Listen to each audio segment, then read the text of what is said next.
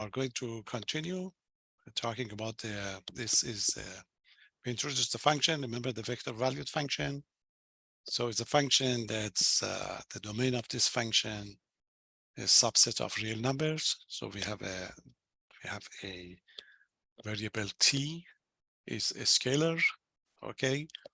But r of t, the output is a vector. That's why we call it a vector valued function. Okay, so since it's a vector, it can be expressed in coordinate form. So the coordinates are just real valued functions. So these functions can be continuous, differentiable, integrable. So we talk about the property of the R of t. So we talk about the domain. Then everything else, any property of R of t would be, it corresponds to the similar property for the components. So if you want to find the limit of the vector values function, so the limit exists if you can find the limit of the components. Differentiability, the same thing, okay? Continuity, the same thing. So we did this one and we show that everything is nice. We can have especially the product rules, but you got to be careful because when you multiply, you can multiply using the dot product, cross product. So these are the expressions that we did so far. We have to continue getting more property of this function, okay, to get it right for our test. So I look at your quiz and try to give you the results right away so that before the test, you know what's going on and check your assignment. So the test is going to be next week. You know that we give you, I think you have 11 questions on that test and you're going to answer 10. So the maximum time that we can get from the APC is 2.5 hours. So when you make your appointment, just make an appointment for 2.5 hours. Okay, probably for the test one, you don't need as much as time, okay, as the 2.5 hours, but you better check, get this window of time to keep it for all your tests and the final. So when we get to the next test, it may take you really 2.5 hours to do it, okay? So reserve the appointment, your window for 2.5 hours, okay? And we have to have the class during those day of the tests, but for the final, we finish everything on the Tuesday. So we give you the Wednesday and the Thursday, to prepare for yourself for the final. But for the test, we have to continue. Otherwise, we don't want to skip anything, okay? So this is the way we are going to have it. So during the exam days, yes, we have the class, but for the final exam, no. The final exam is going to be on, the window will start from, I think, Tuesday, Wednesday, and Thursday. We finish everything on Tuesday of that week. Okay, so this is the way we do it. Now, we have one more concept to consider for this vector valued function, and there's notion of the integral. Integral is the same as the derivative and the continuity. Everything with the homework for that the homework would be collected on the day of the test only, on the day of the quiz. So this week you are going to have next week you are going to have a test, so no assignment is going to be due. So your second set of assignment is going to be due in 2 weeks times. Yeah, I will post that later for you. But as we go on with the sections, okay, you can pick 7 questions and keep it. So on the day of the test, there is going to be something extra. We call it extra points. I will post it for you. That will help you. So you already got the practice test that we do it. We give you the solution. I post another one. We call it extra point. That will help you. More problems for the test, similar to the test. And for each extra one, we give you 4 extra points. So there are going to be 5s. 5 times 2, 5 times 4 would be 20 points. Make sure you do it and you submit it. It's going to be due on the day of the tests. We don't give you any extra one on the quizzes, okay? But on the test, especially when we get to the test 2 and 3, that would be so useful for you to do it, okay? So don't miss it. These are your lifeline, if you like, of the course. in order to get an excellent grade. That 20 points would be very useful at the end. So just do it.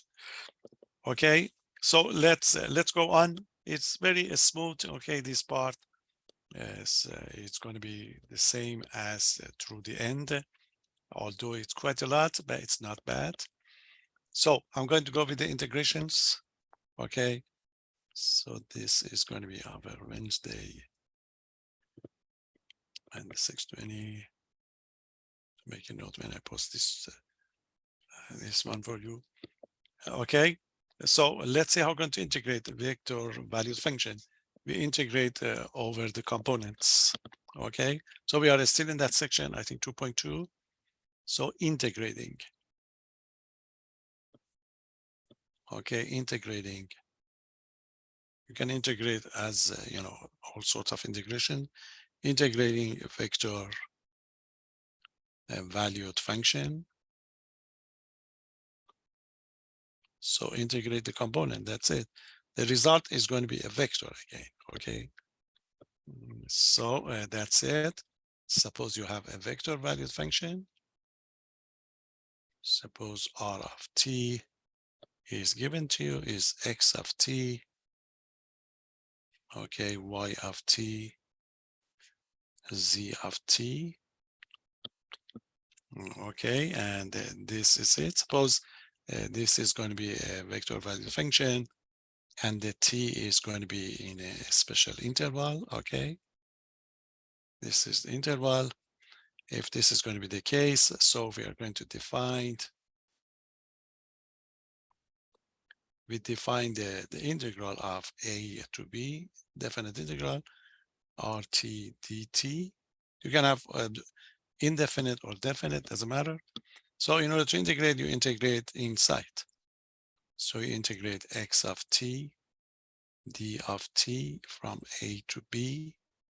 So that would be integral from a to b, y of t, d of t. And then you integrate a to b, z of t, d of t. Okay. So basically, you know that in order to be able to find the integral of a component must exist. The components are real valued function, and you know the integrability of the real valued function. These are all Riemann integral, if you like. Okay, so with this definition, we get the fact that R of t is integrable, and you can find the integral is going to be integrable on the closed interval of a comma b, if and only if all the component vectors are going to be okay. If and only if the component, as we did for the others, if and only if the component functions, okay, the component functions x of t, y of t, and z of t are going to be integrable in a sense of calculus 1, are integrable, okay, are going to be integrable on that closed interval. That's it. It's clear because it was true for the limit, okay, and was true for the continuity. So it's going to be the same thing. So when you integrate, it would be a little bit messy because you have to use these three integrals. Okay, you may give in all sorts of integrals. A very mild integration by parts sometimes is needed because the LNT is one of the popular version for this one. Just make sure to refresh your memory for that part. Otherwise, it's straightforward. So this is how we're going to be given one of them. We would like you to find this integral for us, okay? Find the integral from 0 to pi, okay, r of t, d of t, and r can be given in ijk form or the other one. So r of t, in this case, is equal to the I plus t times j, and the plus sine t k. Okay, it's a component form, so you can apply that formula for the component form. It doesn't matter. Okay, carefully write it down and just do it. We stay with the formula, and then we need it. We do it separately. Okay, so officially 0 to pi r of t d of t is going to be equal to you take the integral into the component function. So the first one, the function is just 1. So it's an integral from 0 to pi d of t times I. So when it's ij form, just stay with that notation. So the second one is going to be integral from 0 to pi. Okay, the function is just t. So it's going to be t dt. So that's a component of the j. And then plus the coefficient of the k is, so they give an integral from 0 to pi sine of t dt. Okay, that's going to be a formula. Again, you can go ahead, just do it. So I'm going to do it separately. Okay, so I take the first one. So I take them one by one. So it's a 0 to pi dt. The integral would be t going from 0 to pi. So that gave me pi. So this is going to be the first one. Okay, I do the second one, 0 to pi. Okay, the second one is going to be this one. So I have 0 to pi t dt, which is going to be t squared over 2 from 0 to pi. So that gives me pi squared over 2. Okay, and I do the last one, which is 0 to pi sine of t dt. Integral of a sine would be a negative cosine. So that's a negative cosine of the t from 0 to pi. So if you substitute that, you have a negative cosine of the pi. Okay, minus a negative cosine of the 0. Cosine of the pi is negative 1. Okay, so negative would be positive. And the cosine of the 0 is 1. So that will be negative, positive again. So that gives you 2. Okay, so these are going to be the numbers. So we go back and we write the integral. Since it's in ijk form, so we give the result in ijk form. So it's going to be 0 to pi r of t dt is going to be I. First one is going to be pi, so it's going to be pi I. The second one is pi squared over 2 of j, and the last one is 2. So that gives it 2k, and then you're done. Okay, just be patient to find it. In the meantime, you may get, if you get LNT, you know that LNT dt or TLNT, you need the integration by parts to do it. Just be prepared for it. So that's a type 1 for the definite integral. Any question? The problem of the indefinite integral is very popular because this is a r of t is going to be position function, if you like. R prime would be velocity. We're going to talk about it. R double prime would be acceleration. Sometimes R prime would be given, and then you'll be asked to find the R. So that's why we give you one question, one example on the indefinite one. Okay, so I go give you indefinite one. Again, when you want to pick problems from these sections, pick the one corresponds to the one that I did. Okay, similar to this. So the other option is this one. Example, a kind of a definite integral or antiderivative type. So we would like to find the path or the position, find the path or position. That's R of t. Okay, find the path or the position of a moving object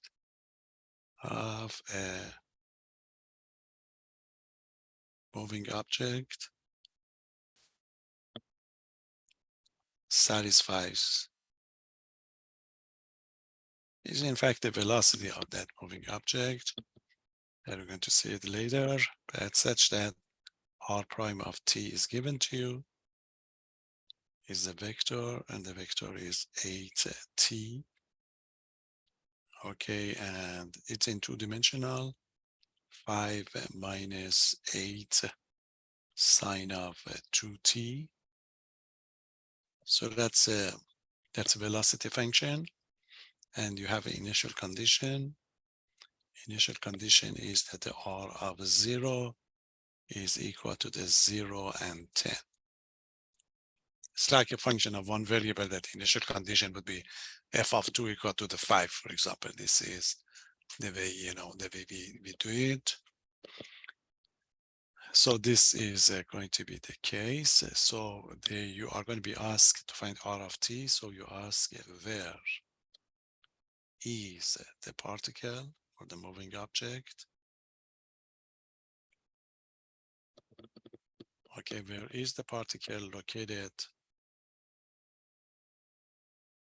Located at t equal to 3 equal to 3 hours, 3 seconds, 3 minutes. So after 3 minutes, you want to know where it's going to be your point. Okay, so it's a kind of indefinite integral type. So the r prime is given to you. In order to find the r of t, you have to integrate it. Okay, so this is it, solution. So that's kind of, indefinite integral rather than the definite. Are you ready? And that's it. This is the r prime. You integrated that, give r of t. So r of t is going to be equal to the integral of the r prime of t dt. And you know that for integrate, you have to go to the inside and you take the integral of each one of them.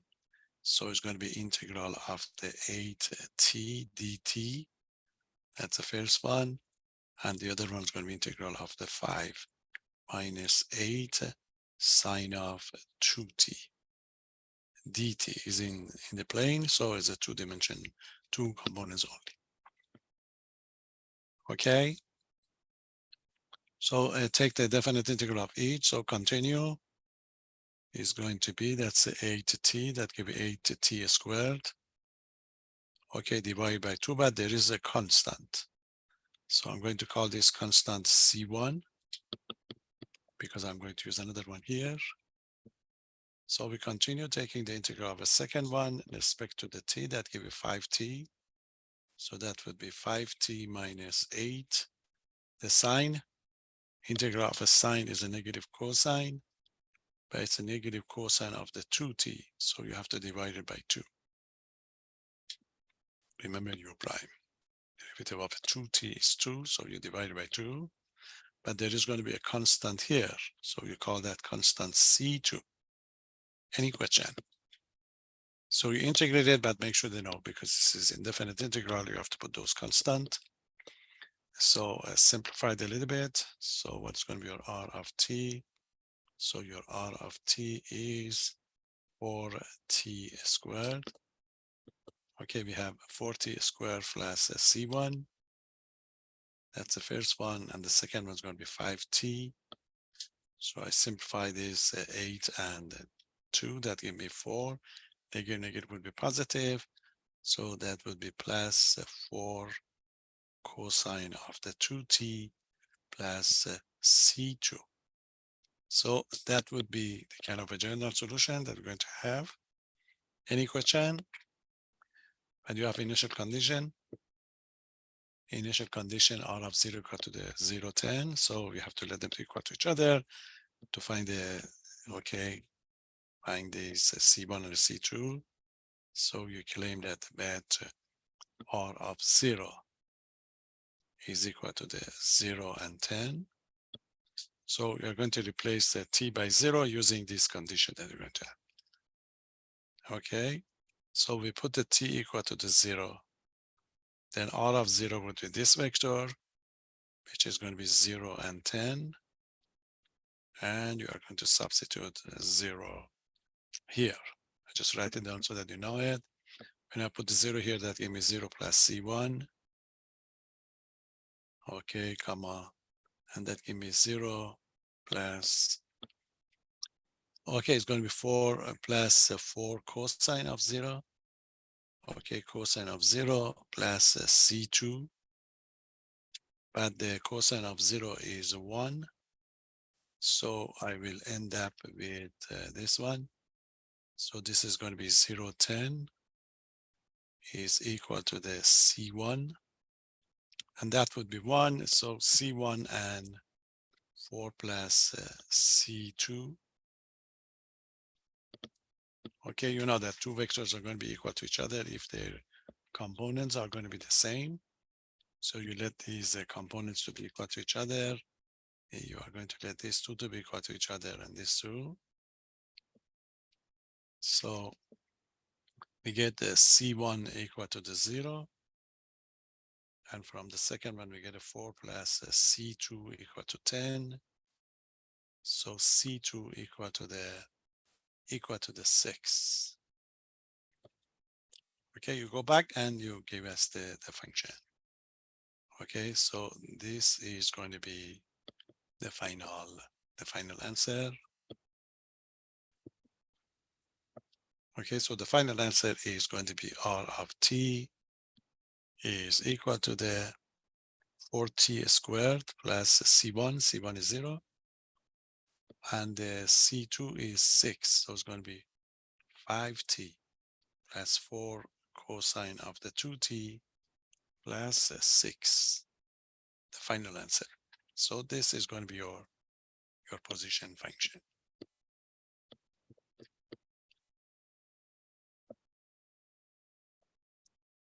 Okay, so you have a variety of this one when we get officially to the next section. So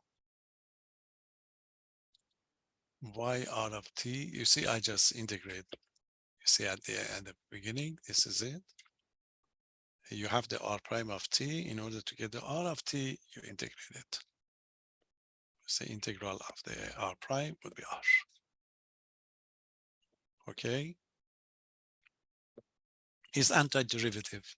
That's the one. So r prime is given to me. So I integrate it. So if you integrate the r prime, that give r of t.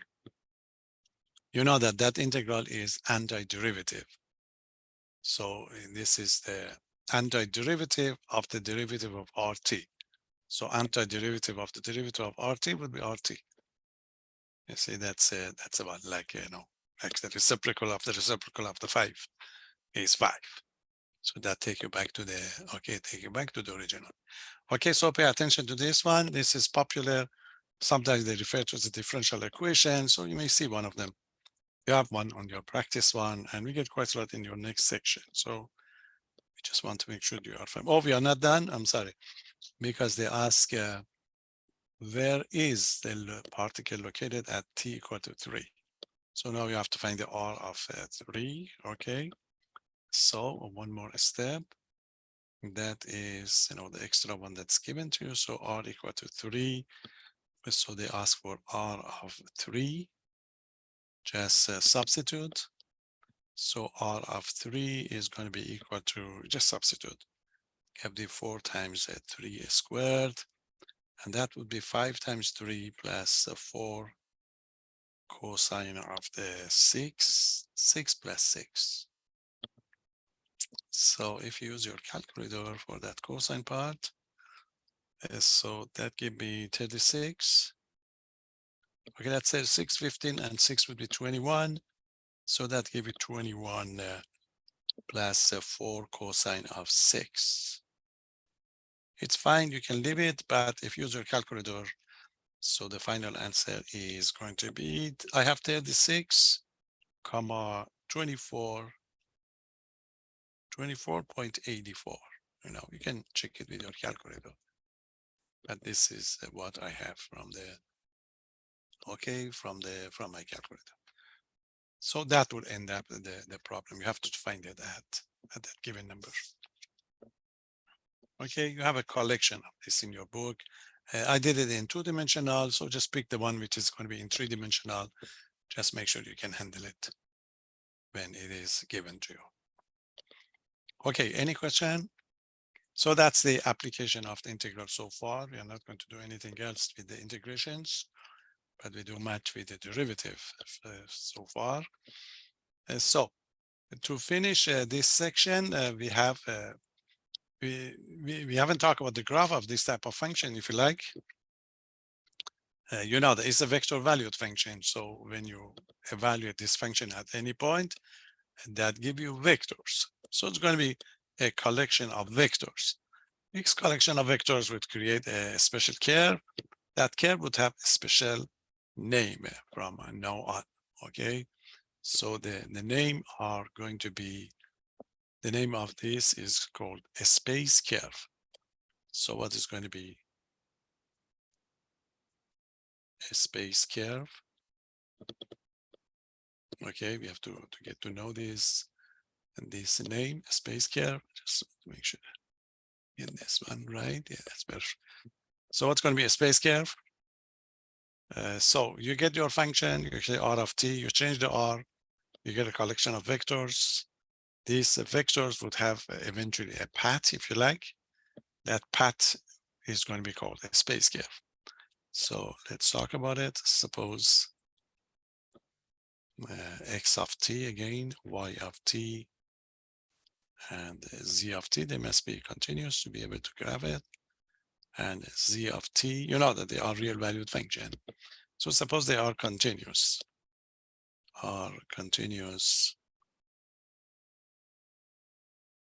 functions on a given interval, okay, on an interval which would be given to you. Let's call it I, 0, 1, 2, 5, etc. If this is going to be the case, as you move on in this interval, you have a collection of points. Then the collection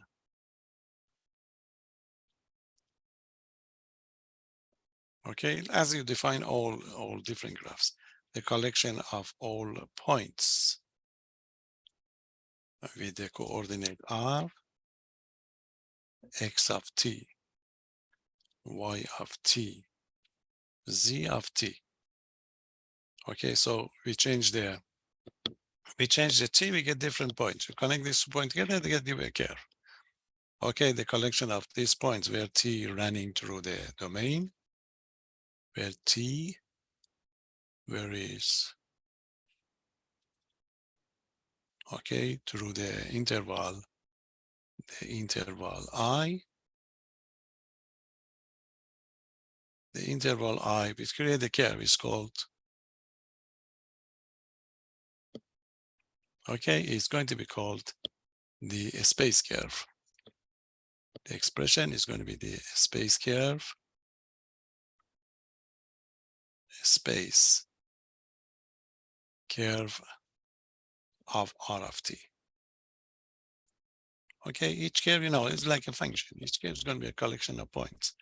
It's going to be the collection of points that satisfy the equation of the function. Okay, in this case, you know, each graph would have a parametric equation, if you like. In this case, these are the expression that we're going to be using in future. In this case, x equal to the x of t, y equal to the y of t, and z equal to the z of t are going to be called the parametric equations of the curve. Okay, are called, these are going to be called parametric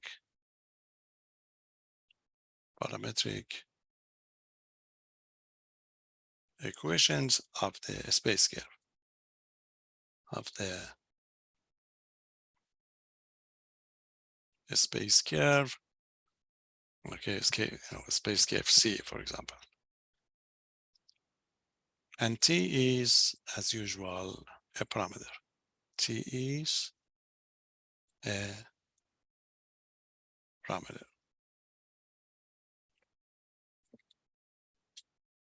Okay, you know, if you collect these points, you know, if you want to think about it, if this is going to be the X and the Y and the Z, for example. So at each point, you know, you have a vector. You see when you change it at various points. So at various points, you see this is going to be the actual vector that you have. This is going to be your R of t, which is given to you by the component vector, X of t, Y of t, Z of t. So if you change the t, you are going to get the various, it's going to be at different t is going to be at different points, okay? So we get a collection of, you see, these are going to be the one that you're going to have. So the path that are going to be created, that would be, okay. So these paths are going to be your curve C, if you like, the space curve. So we go around the circle, okay, create a circle or something else. So that would be the space curve. So a couple of them are very popular. We want like you to be able to recognize it for us. Okay, so we give you an example.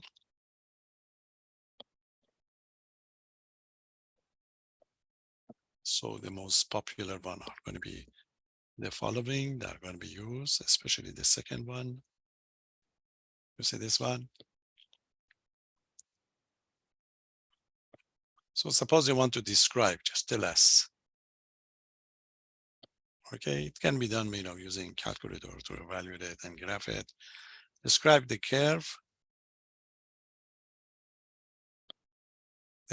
that's going to be defined by this equation, okay, by the function.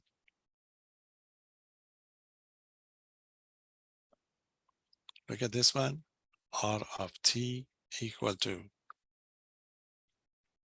the components are 1 plus t, 2 plus 5t, and negative 1 plus 6t. You see, this is the components.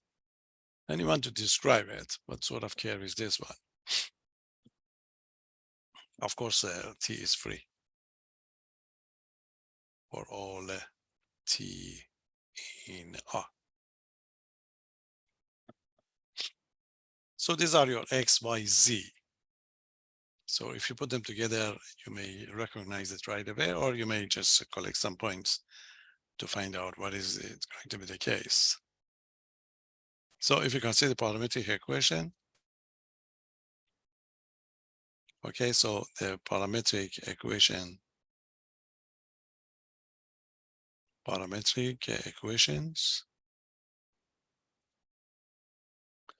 of the curve are going to be this one.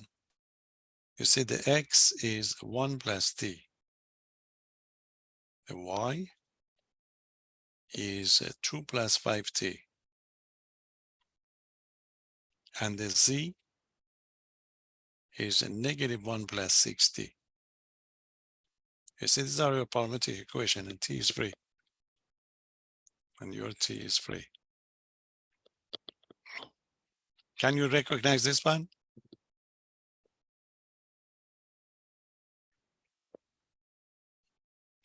You have a curve, okay? You have the curve that describe any point of the curve described by this equation. X equal to 1 plus t, y equal to 2 plus 5t, z equal to negative 1 plus 6t. Of course, t is free for all the t.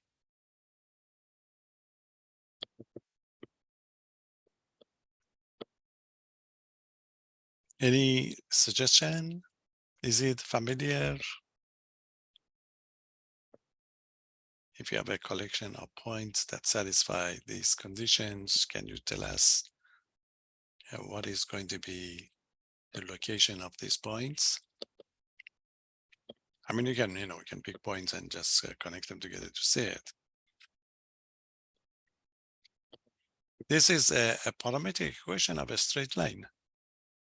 Remember, x equal to the x0 plus at y equal to the y0 plus bt ct. So this would represent, would represent a line in a three-dimensional, the line in R3. It's going to be a line passing through the point, remember the point, 1, 2, -1, and in the direction of the directional vector, which is going to be 1, 5, 6. Okay, so this is a very, very special one, but we would like you to know it because we are going to see it from time to time. Okay, so this is another format that you can express the equation of the line if you like. Okay, so I'm going to write the explanation for you. Any question? So this is a kind of a popular one. Then when we see it, and we should know it right away. Okay, so the explanation is going to be that that's it. So I explained it that and note that the space curve or the graph. Note that the curve, okay, the curve is a line in R3. Okay, in R3 through the point, initial point that we have, through the point component coordinate of the point is going to be 1, 3, and -1, and in the direction, directional vector. Remember ABC, and direction of the vector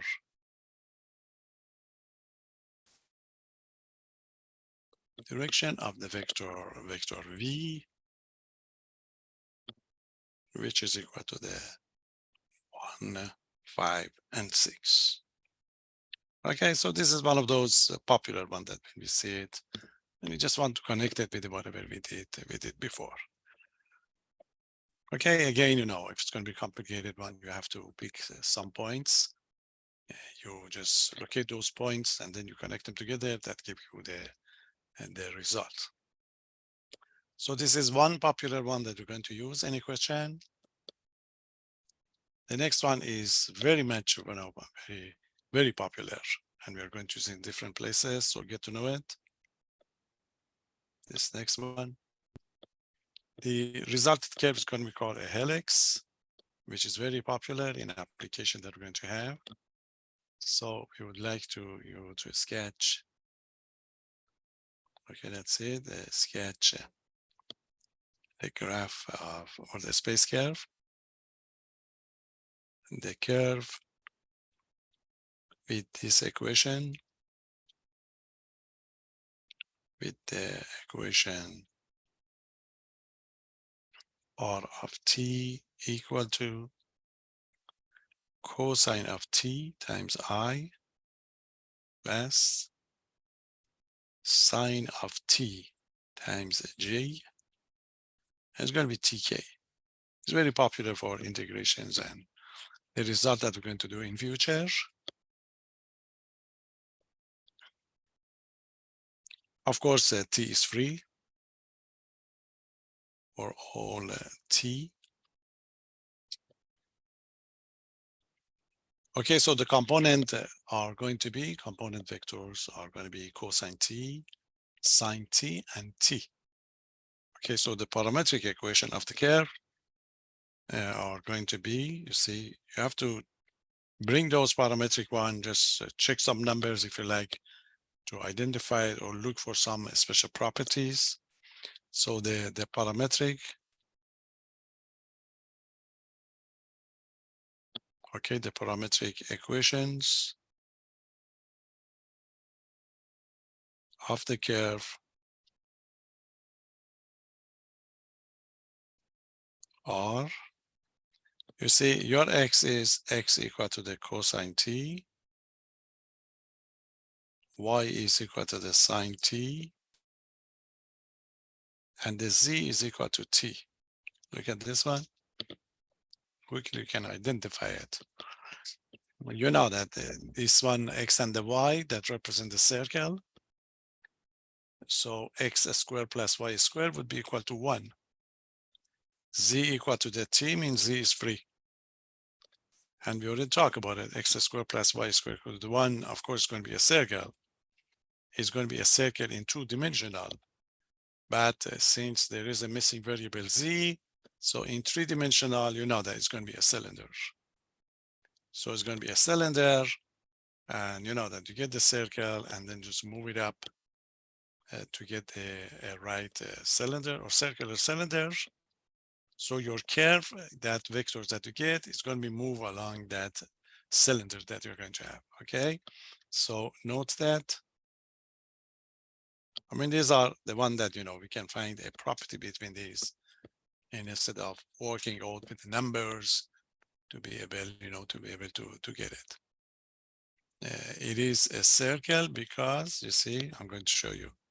If I get x squared plus y squared, so that give me what? That can be cosine square of the t plus sine square of the t, which is equal to 1. Okay, so I have this equation, x squared plus y squared equal to the 1. Okay, it's a circle. It's going to be a circle centered at the origin with the radius 1, but we talk about it. This is a circle in 2-dimensional. But if you consider this equation in 3-dimensional, remember that's going to be a cylindrical surface. It's going to be a cylindrical surface because we get the circle over here and we just move it parallel to the z-axis. Okay, so this is a situation you're going to have. You have a cylinder.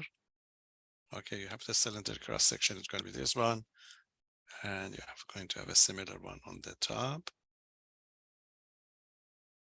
So that's going to be a right cylinder.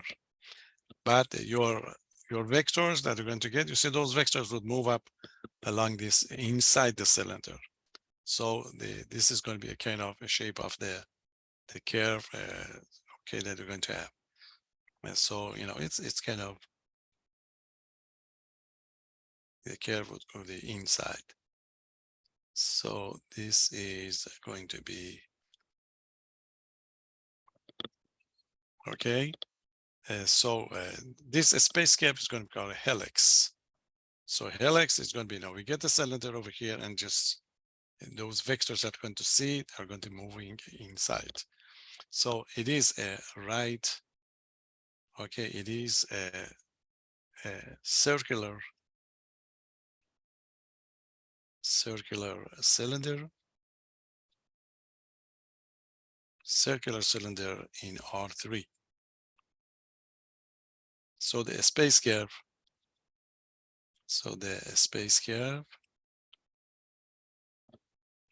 must lie inside this, inside the cylinder. Okay, in the cylinder. This space curve is going to be called the helix. It's going to be used quite a lot. It's a nice one, and we use this one as a source of example for many problems in this course. So the space curve is going to be called, okay, called a helix. Okay, helix, get to know this name. You get the idea. Okay, so, you know, these are the kind of the one that you can describe it without going through any calculations. But otherwise, you have to vary the t. Okay, it's like any other curves in in function of one variable. Pick different numbers for the t. Just use your calculator, rotate it. You know, get those collections of the points, and then guess what is going to be the resulted curve.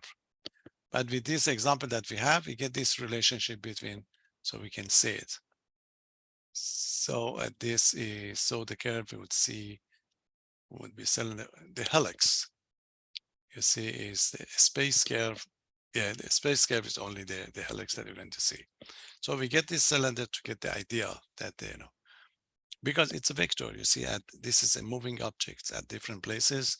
When we say it's going to be inside the cylinder, so this means these objects is not going to be going outside the cylinder, okay, because it must satisfy this condition you're going to have. So the helix is this red one that you're going to see. Okay, any question? So get to know it. It's easy to handle. That's why we like it, because of the sine and a cosine that you're going to have. Okay, or otherwise anything else you have to use calculator, to get the path. But as you can see, the line is easy to find out, and the helix as well. Okay, so that's the idea of the name of the space curve. That's it. So we did everything with this function that's possible. Okay, we did the domain of the function. We give you the graph of the function. We talk about the limit of the function, continuity function, derivative of the function, and the integral of the function. So we have everything we need for this type of functions. Okay, vector valued function.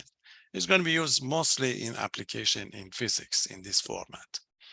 But the one that we are going to be interested in is the function you're going to see in section chapter 13, function of 2 and 3 variables.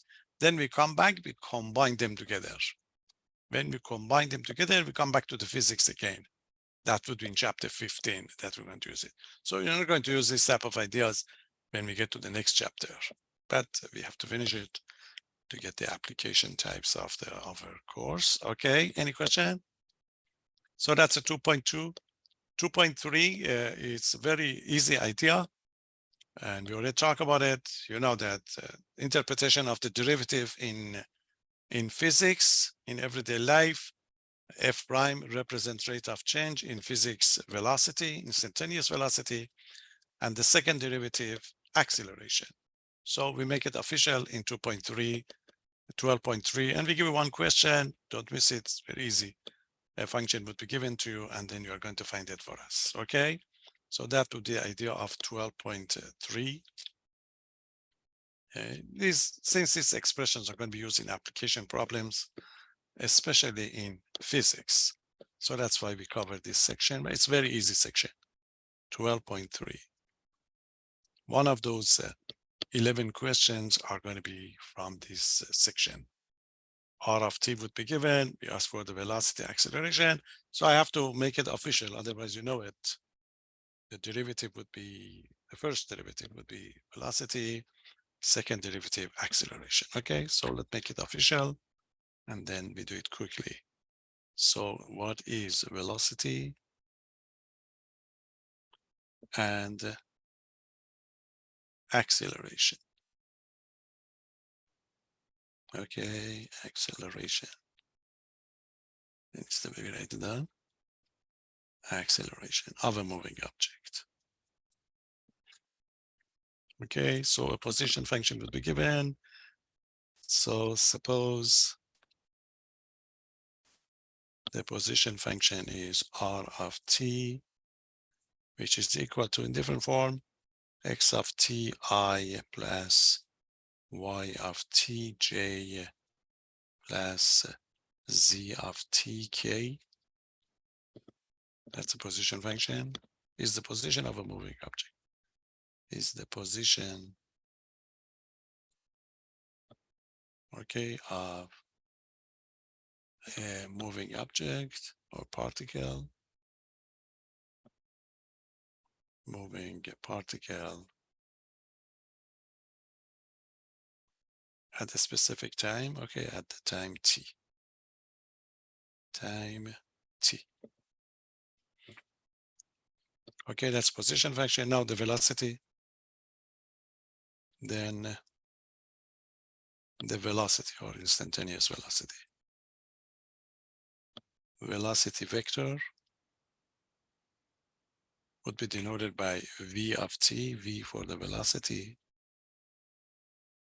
V of t is going to be defined by, okay, this is it, v of t would be defined by r prime of t. R prime of t. And you know that r prime of t would be x prime, y prime, z prime. Okay, which is equal to the x prime of t times I plus y prime of t times j plus z prime of t times k. So that would be the velocity. Okay, any question? Differentiate the velocity, that give you the acceleration. So the acceleration. Okay, so what's going to be the acceleration? So the acceleration vector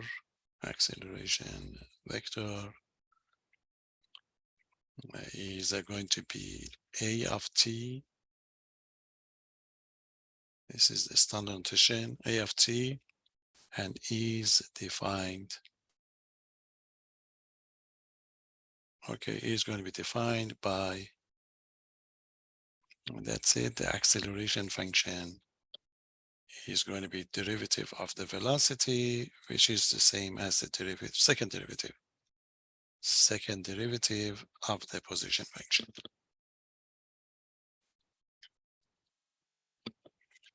Okay, and the second derivative is going to be x double prime of t times I plus y double prime of t times j plus z double prime of t times k.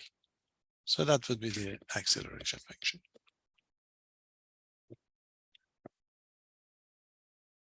Now, in the meantime, we have another one, and that would be the speed. You know the difference between the speed and the velocity. Velocity would be a vector. A speed would be a number. A speed is going to be the norm of the, okay, of the velocity. We are interested in the value only. So the next one is going to be the speed. Okay, the speed of the particle. Again, at time t is defined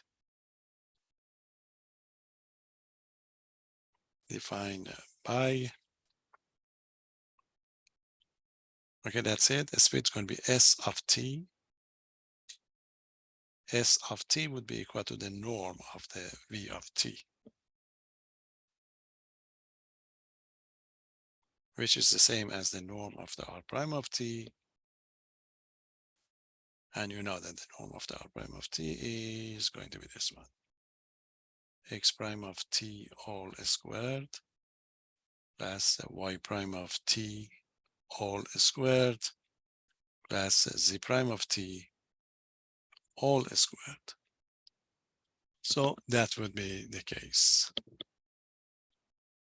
Note that s of t is a function. It's a scalar valued function. Okay, so note that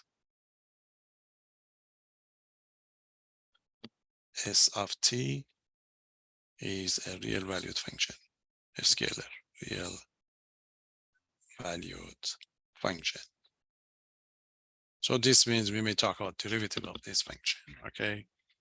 And there is a problem that you'll be asked to minimize the speed.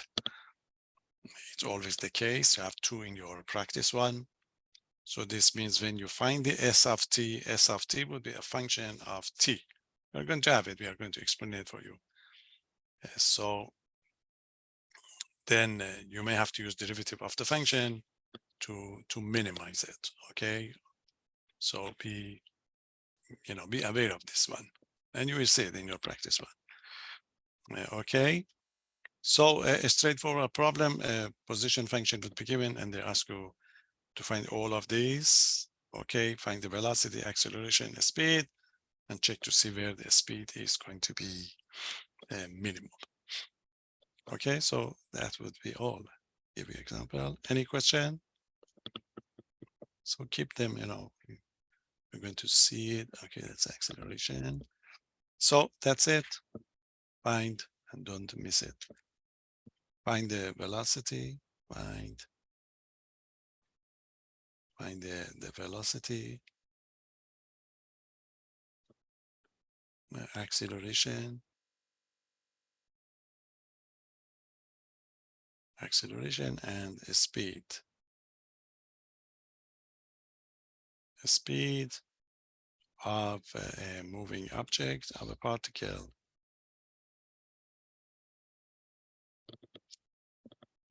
Okay, of a particle with the position vector. With the position vector.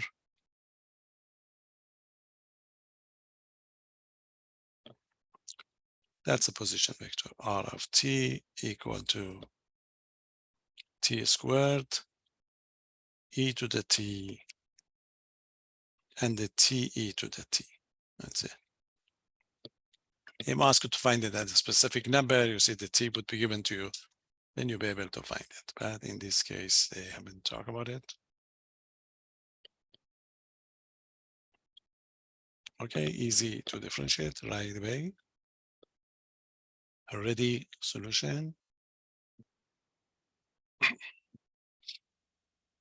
And the velocity is the derivative of the r prime of t, and you differentiate it. Remember, the result is a vector, so the derivative of t squared is 2t. The derivative of e to the t would be e to the t. And for the third one, you have to use the product rule. The derivative of the first times second. Derivative of t is 1, so that gives you e to the t. Okay, the derivative of a second times first would be te to the t. So that gives you the velocity. Okay, question. Acceleration, differentiate it again. A of t is going to be the derivative of the v prime, the derivative of the velocity. So that gives you 2, that gives you e to the t. So carefully differentiate this one. Derivative of e to the t would be e to the t. And this one over here, you have to use the product rule again. Derivative of the first time second would be e to the t. And the second first would be te to the t. And we are going to simplify it. So a of t, the acceleration would be 2 e to the t, and that would be 2e to the t plus te to the t. So that gives you the acceleration. Okay.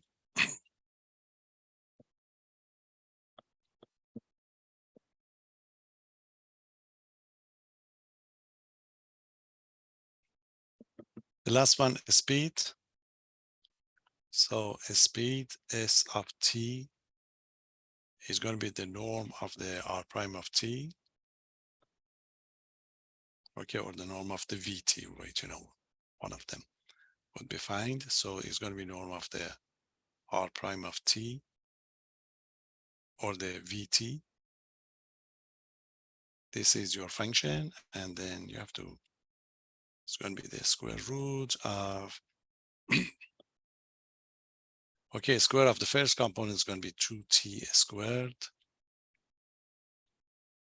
The second function would be e to the t et squared. And the last one is going to be t plus, sorry, it's e to the t plus te to the t squared. You have to square it and simplify it. Give us the final answer. Okay, so s of t is going to be equal to, inside that radical, 2t squared would be 4t squared, plus e to the t squared would be e to the 2t. Then you do the square of the binomial here.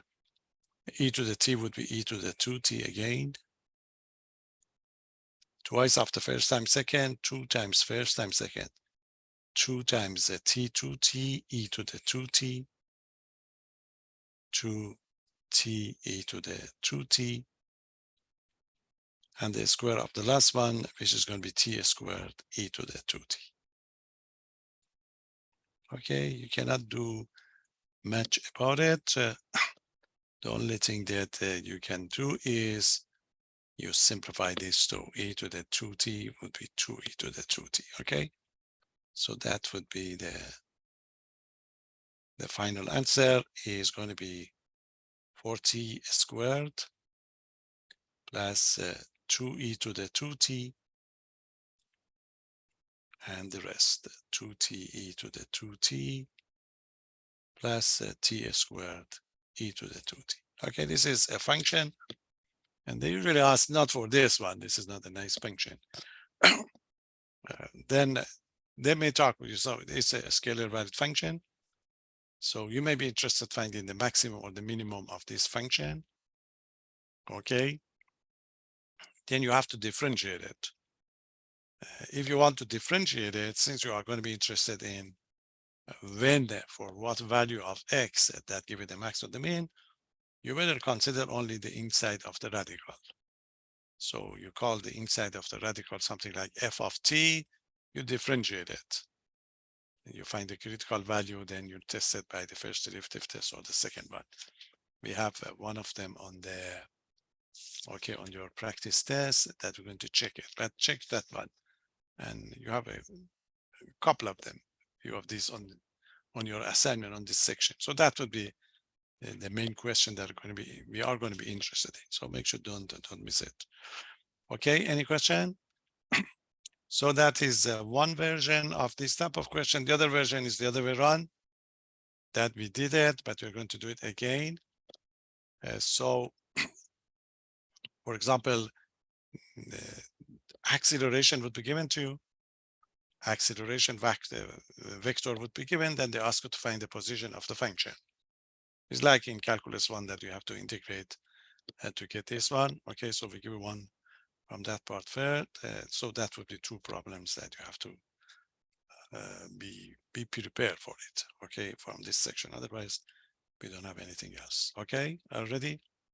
So just I repeat it again. You will see it. If you want to do anything to this function, especially finding a maximum or the minimum, just consider the inside one. Because you are interested in t, call it f of t, differentiate it. You differentiate it equal to 0, that is critical value, then test it. You may test it with the first derivative test or the second derivative test to find out whether it's a maximum or a minimum. We have two on your practice test. Then we talk about it. Okay, so the second problem is the other way around.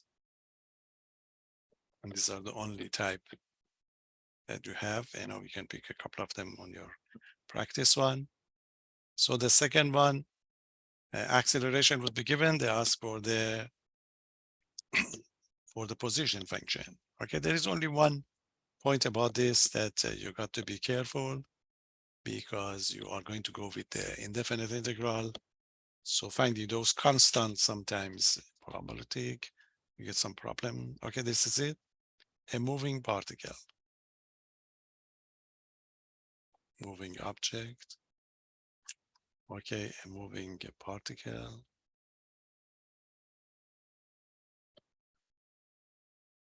Starts, just give you, starts at an initial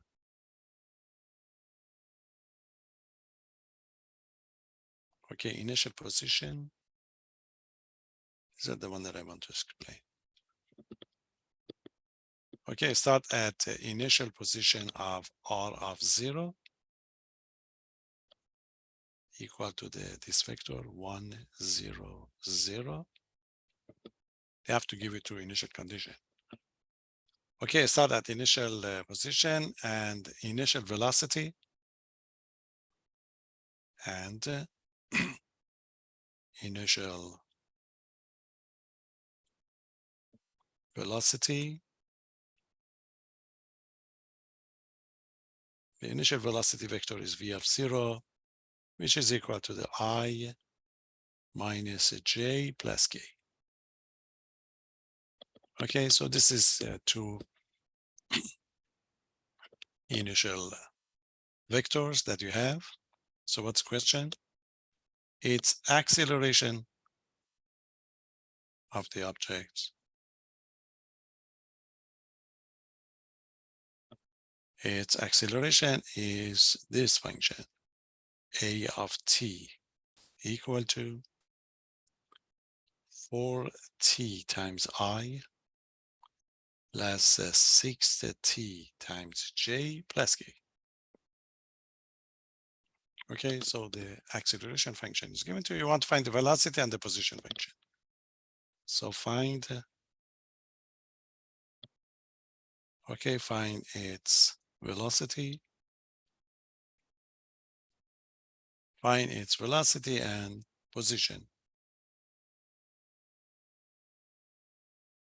Velocity and position at time t. Okay, that's a problem. So basically, you know that A of t is the second derivative. So this means R double prime of t is given to you, then you want to find the R of t. So you have to integrate it twice to get back. You integrate it once, that give you, okay, the velocity, and you integrate the velocity, that give you R of t. Okay, so it takes a little bit of time, but it's not bad. Any question? Are you ready? Start integrating. Solution. And that's it. We say that, okay, I'm going to integrate first to get the, okay, to get the velocity. We know that the v prime of t, or r double prime, derivative of the velocity is acceleration, which is a 4ti plus a 6tj plus k. Integrate to get the v of t. So v of t, if you integrate both sides, so v of t is going to be equal to the integral of this one, 4ti plus 6tj plus k dt. Okay, you know that you integrate each part separately, just go ahead, just integrate it. So it's going to be equal to, the integral of 4t would be 4t squared over 2 times it by I. Integral of a 6t is going to be 6t squared over 2 times it by j. Coefficient of the k is 1. Integral of the 1 would be t. So that gives you tk. Tk, of course, plus a constant c. But your c is a vector. Okay, simplify it. So v of t is equal to 2t squared I. Okay, just double checking. Yeah, 2t squared I plus 3t squared j plus tk plus c. Okay, so that's going to be v of t. Any question? Now, before going on, just use the initial condition that's given to you for the velocity, find the c. Then go, and because you have to integrate it once more to be able to get the position function, okay? So we say, oh, but I have the initial condition v of 0, which is equal to the I minus j plus k. So go here, replace the t by 0. If you replace t by 0, then you get a v of 0, which is I minus j plus k equal to, if you put the t equal to 0, that gives you 0, 0, 0. So that gives you 0, 0, 0, and the c. So you get your c. So c is I minus j plus k. That is going to be your constant part. Okay, any question? Go back, substitute, then integrate again.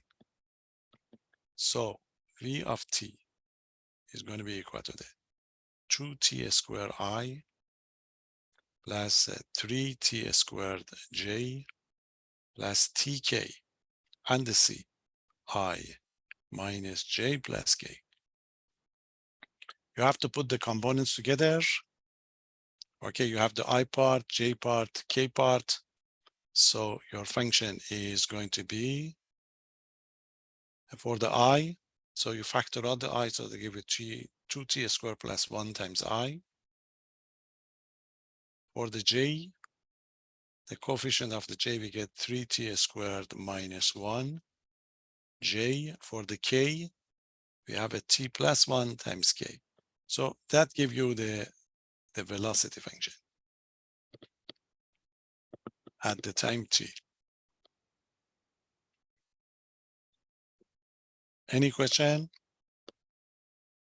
You're not done. We have to find the position function. So velocity, you know, that's going to be r prime. So if you integrate it again, that gives you the position function. Okay, so we continue. We continue and we note that the r prime of t or v of t is going to be equal to the, okay, r prime of t is equal to the v of t. So we integrate it to get to the r of t. Okay, so to integrate this part to get the r of t. Okay, integrating with respect to the t. I go to the next page to get it.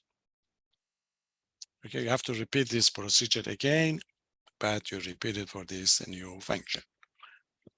Okay, already. So there you are. So r of t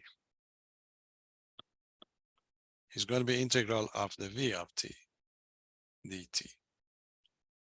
So bring your v of t and integrate it. It's going to be equal to the v that we have is a 2t squared plus 1 times I plus 3t squared minus 1 times j plus t minus t plus 1 times k. Everything, of course, is going to be d of t. Integrate one by one. It's going to be equal to the first part is going to be 2t cubed over 3 plus t. So that's a times I. Second part is going to be 3t cubed over 3 minus t times j. We're just integrating the components. Plus integral of a t would be t squared over 2, and integral of 1 is t times k. Okay, simplify it. So that gives you r of t is equal to, nothing to simplify here, so it's going to be 2/3 of the t cubed plus t times I. This 3 and 3 would cancel out. So that gives you t cubed minus t times j. And the last part stays the same, 1/2 of the t squared plus t times k. So that would be the general, oh, I'm sorry, I missed the c. Anytime you integrate, okay, you have to add the constant c. Yes, ijk are just a constant, because when we integrate it according to our definition, we're just integrating the component. So the ijk is going to be just the symbolic format of the, yeah, you know, considered to be constant if you like. Okay, but we are not done. So the initial condition was, remember, we did have another initial condition. What was that? So we know that initially r of 0 is equal to the 1, 0, 0. So this means you go back here, replace the t by 0, and you start with the 1, 0, 0. That gives you the c quickly. Okay, so there you are. So if you put the t equal to the 0 in this equation, so r of 0 give you 1, 0, 0. And over here, what are we going to get? This is going to be all 0. Okay. So it's going to be all 0 because the t is 0. And this would be all 0. And this would be all 0 because of the t. So your vector is going to be just 1, 0, 0, which is the same as I. So C is equal to the I write down in I form because I have to go back and substitute here and combine them together. So eventually R of t, the position, is going to be 2/3 of the t cubed plus t times I, and that's going to be t cubed minus t times j, and we have the 1/2 of a t squared plus t times k plus I. You have to factor out the I because you have to identify the component function. You are not done. So R of t would be equal to 2/3 of the t cubed plus t plus 1 times I. Everything else would be the same. So that give you t cubed minus t times j, and 1/2 of the t squared plus t times k. That give you the position function. Okay, it takes times, but you got to be patient, and this is, the way we're going to apply it in application problems. So that's it. This is 12.3. Give you a break, we come back. The only other things that we have to consider is, so we talk about derivative, integral, everything. The thing is, for the application problems, geometry of the derivative.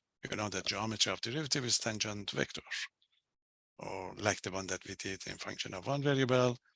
So we are going to have some special vectors that is going to be used again in application in physics, and there is going to be one special one that we're going to use at the end of the course. Okay, we take care of that one, then we are almost done. 12.4, that is going to be one. Okay, so it's 12:04. Have a break, 10 minutes, 12 minutes. We come back and we take care of that part, okay, which is not going to be a difficult one. Okay, see you then.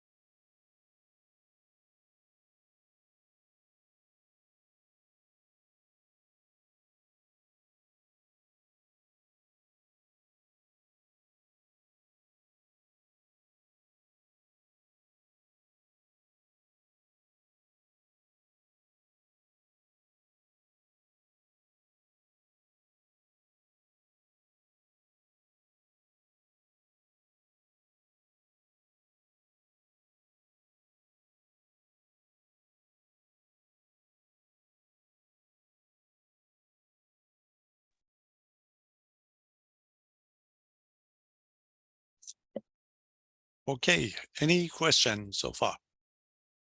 So we get to know these functions, okay, vector values functions, and the various applications that we're going to have, okay, especially this 12.3 is popular. So study this one. As I told you, you get 2 questions on this one on the test. So, be patient. Otherwise, it's not going to be anything complicated. It's straightforward. Just do it on the test. So we are going to get to the 12.4. I post these videos for you, and I just want to tell you that in case I have created a YouTube channel for my other courses that I have. Okay, so I will post not by the end of your this course. I plan to post my formal lectures. Okay, online lectures from Calculus 1, 2, 3. But I've already got the discrete mathematics and the linear algebra. So if you would like to have a look, okay, or somebody else wants, I just write that one here. So it's at HZ. If you search my name, you will see it. HZZ 1076. That's going to be, the address of that channel. Okay, if you like, have a look to see. It's going to be all the. I did the linear algebra before here, so I post all those lectures. And I did the discrete mathematics at university several times. I post that one too. Okay, so just for your information. So let's go to the 12.4. 12.4 is the one that we need a couple of definition of this one for future. Okay, it's not difficult, but make sure you get the definition all right. Okay, so there are going to be 2 special functions that we're going to like this one for future. So we're going to describe what is the situation for tangent line. That's it. Okay, so this is going to be 12.4. It's very long section, but we're going to summarize it, whatever you need. We want to know what is the situation for the tangent line, okay? So let's say the derivative as we did it from geometry point of view, okay, as a tangent vector, as a tangent vector. We're going to have various expression over here for the tangent vector. Now, first thing to do, you know that we already talked about it. If you have a function of the real variable, you find the derivative of the function, that would represent the slope. So you have the slope and the point, you can write the equation of a tangent line. This is the way you do it for the number line. So we can do the similar one here and find the equation of a parametric equation of a tangent line, which is going to be used quite a lot in chapter 15. So let's start with this one. So again, you see step by step, we have to extend whatever we did have before to the 3-dimensional. If we need any change, we are going to change it. So this is it. So I start with this function. If r of t is going to be equal to, as usual, the vector form, or otherwise, x of t, y of t, z of t. Okay, of course, it's differentiable. Is going to be differentiable at a specific number at t equal to the t0. Then, as usual, derivative r prime of t. You know that this is going to be what? X prime of t, y prime of t, z prime of t. Okay, it is going to be called, you know that in function of one variable, it is going to be called the slope of a tangent line. In this case, we are going to call it tangent vector. Okay, this is called the tangent vector. The tangent, okay, tangent vector. It's going to be tangent vector at at t or at t equal to the t0. You can find r prime of t0 if you like. So if it's going to be differentiable at t equal to 0, you can say r prime of t0. Let's say t0, t0, t0, t0 at that specific point. Okay, so it's going to be a tangent vector. So if this tangent vector, if r prime of t is not going to be equal to the 0, if r prime of t0 is not equal to the 0, then we can find the parametric equation of the parametric, okay, parametric form, if you like, or equation, form or equation of the tangent line,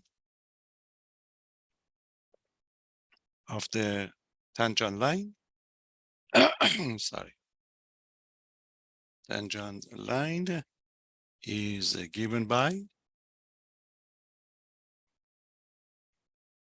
you know that you need a point, okay? You need a point and the direction. So the point is going to be an initial point at t equal to the 0. So the point would be x of t0, y of t0, and z of t0. And the direction vector is going to be just a derivative. Sorry. So what is going to be the equation? We're going to call it L of t is going to be equal to initial point, the point of x of t0, comma y of t0, z of t0 plus t times, remember, x equal to the x0 plus at bt ct, and that give you x prime of t0, y prime of t0, and the z prime of t0. Okay, so if you know that this is going to be what? This is going to be r of t0, and this is going to be r prime of t0. So the vector form of the tangent line equation is L of t equal to the r of t0 plus t times r prime of t0. Okay, this is going to be the one. Even if you don't know the formula, you can write it down right away. So this is going to be the parametric equation, the parametric equation of the tangent line, of the tangent line.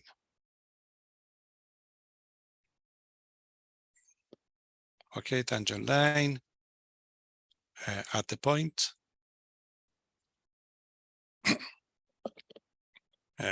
P with the coordinate of x of t0, y of t0, and the z of t0, and in the direction of,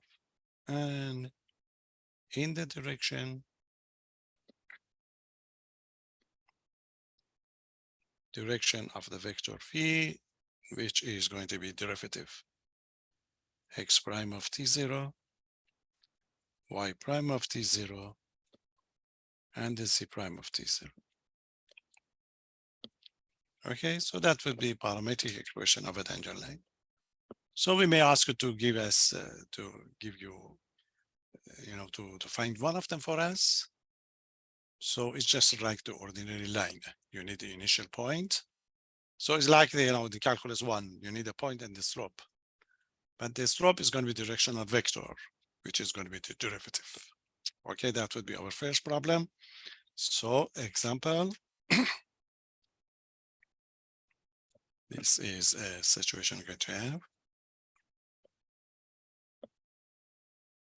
So what's the example? Example is find the parametric equation of a tangent line.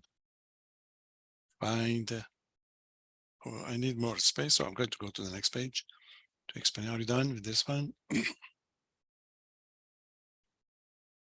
So, example.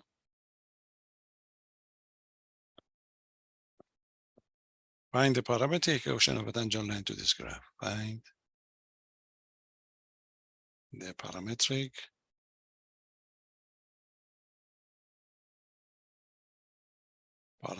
equation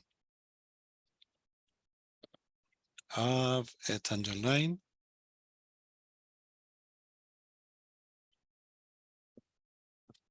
to the graph of this function. Okay, to the graph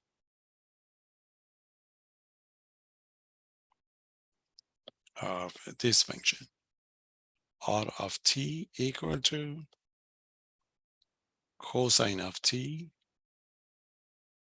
sine of t, and the 4 cosine square of the t at t equal to pi 4. You know that at different time, you are going to be at different places. So this is going to be a specific one that we are going to be interested in. You move along the space curve, and then you want to find your position. You know that that give you your position. That's it. You need a point and the slope. You need a point and the directional vector. That's it. Solution. So point, substitute. Okay, you need a point. So just substitute to get to get your point. So what is going to be R of pi 4? Substitute, it's going to be cosine of the pi 4, cosine of pi 4, sine of pi 4, and that's a 4 cosine square of the pi 4. You know that the sine and the cosine of the pi 4 is a radical 2 over 2. So this is going to be radical 2 over 2. Okay, and this is going to be radical 2 over 2. And that's going to be 4 times radical 2 over 2 squared. So what's going to be the result? The result is that this is a radical 2 over 2. Radical 2 over 2. So that gives you 4 times what? Radical 2 over 2 would be 2 over 4. So it's going to be 4 over 2 over 4. So that would be 2. So the points that you need, you see the point if you like, or just the vector, it doesn't matter. So the point are going to be radical 2 over 2, radical 2 over 2, and 2. So that's going to be R. You can call it R of 0 or just point. It doesn't matter. Okay. So that would be the point. You need a directional vector. Differentiate R prime of t, if of a cosine, negative sine, if of the sine, cosine, derivative of 4 cosine squared, 2 times 4, 8 cosine of t times a negative sine of t. Okay, that gave us the, okay. Give us the derivative, find it at pi 4. So it's going to be R prime of pi 4 is equal to the negative sine of the pi 4, comma, cosine of the pi 4, comma, that given negative 8 cosine of the pi 4 times sine of the pi 4. Sine pi 4, cosine of pi 4, both of them radical 2 over 2. So R prime of the pi 4 is going to be negative radical 2 over 2, radical 2 over 2, and the negative 8 radical 2 over 2 times radical 2 over 2.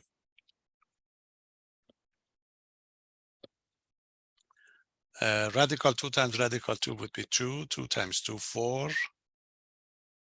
So you simplify it.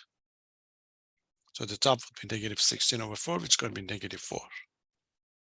So r prime of 4, the slope is going to be negative radical 2/2, radical 2/2, and the negative 4. That's your directional vector.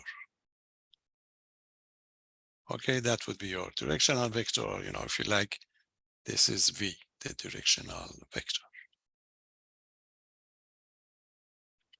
and the negative 4. Okay, find the equation of the line. Parametric format, you see L of t is going to be, the slope, or r of pi 4 plus t times r prime of pi 4, which is the same as, you call this one ABC, x0, y0, z0, and you just find it. Substitute, you're done. Okay, so the first part, as a vector, this is a radical 2/2, radical 2/2, and the 2. And the other part is negative radical 2/2, radical 2/2, and the negative 4. That's the result, and we can put them together if you like. And, you can even accept this one. So that would be the equation of the, okay. So that gives you the parametric equation of that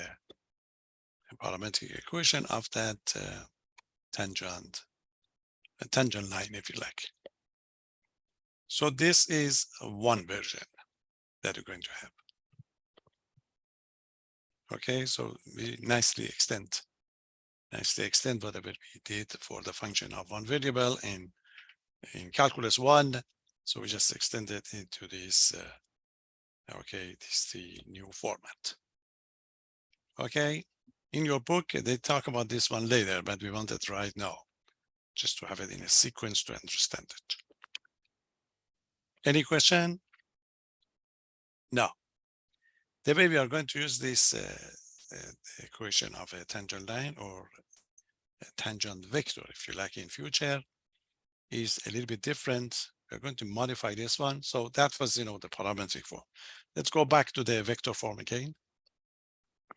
When we go to the vector form, we're going to create something that's going to be used in future, and we are going to call it unit tangent vector.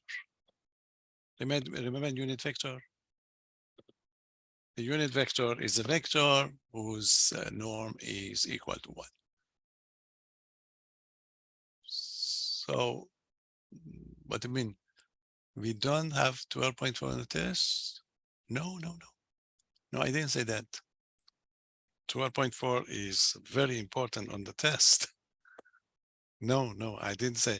I said the way in your book, they describe this first part is different a little bit, but you need 12.4. So you get something like 4 questions from 12.4 on the test. Okay, that's the one. Okay, now the way we're going to describe it for future from the vector point of view, we talk about tangent vector. Okay, what's tangent vector? R of t would be given to you, you differentiate it. R prime of t would be tangent vector. But the way we would like to use it in future, we would like to normalize it. Remember normalizing the vector? Normalizing vector means change the vector into unit vector. Change it to the vector whose norm is equal to 1. And we talk about how we're going to do it. If the vector is given to you, you want to make it into the unit vector, you divide it by norm of that vector. The result is the unit vector. If you do it to the tangent vector, the result is going to be called unit tangent vector. Okay, and this is the one that you have to know it by name and be able to find it for us. Unit tangent. Okay, that's it. Unit tangent vector. What is unit tangent vectors? So it's a tangent vector that's normalized. So the tangent vector is r prime. So there you are. Let's have it again. If r of t, the function, in vector form, x of t, y of t, z of t. If this is given to you, it must be differentiable, otherwise you cannot find the tangent. Is differentiable.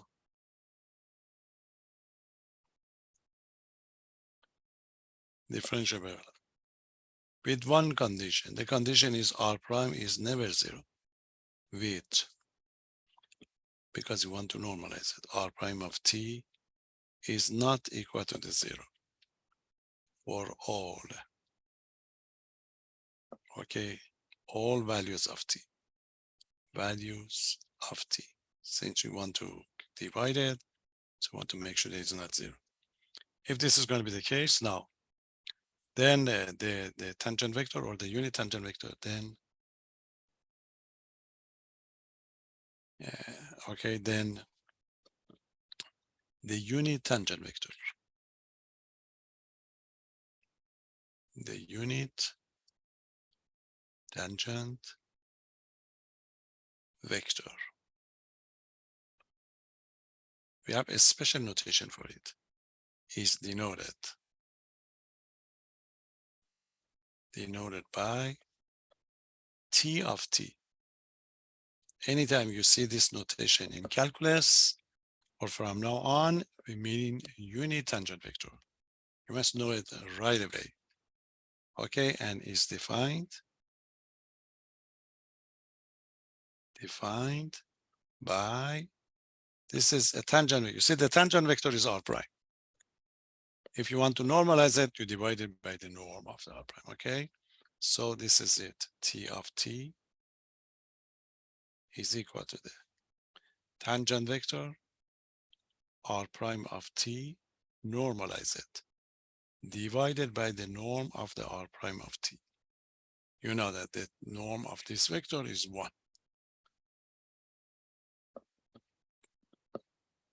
Okay, quickly you note that the norm of the t of t, you know that when you take a norm, you take the norm on the top only because the bottom one is a number.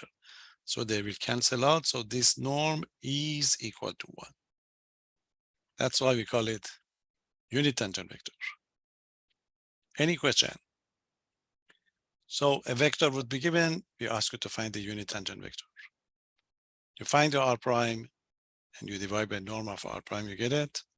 T of t would be a function of t, like in calculus, function of real values. They may ask you to find it at a specific number, okay? So there you are. You should be able to find it for us on the test or in general. Find the unit. Find the unit. Find the unit tangent vector. Again, you can bring these formulas to the test. I've already notified the APC that you can have a 1 page of formulas, okay? Double-sided, but only the formula, no instruction. They will send me your formula sheet when you're done. So you can have only formulas, okay? Any formulas you like. So you don't have to memorize because we get quite a lot. So find the unit. One of the formulas that you have to put is this one. Find the unit tangent vector for the curve. For the curve, this is the equation of the curve, r of t equal to t squared times I plus t cubed times j. They want it at t equal to 2. If they give it the number, you find it first, then you evaluate it for us, okay? If then when the number is given to you, you know, that would be easier case.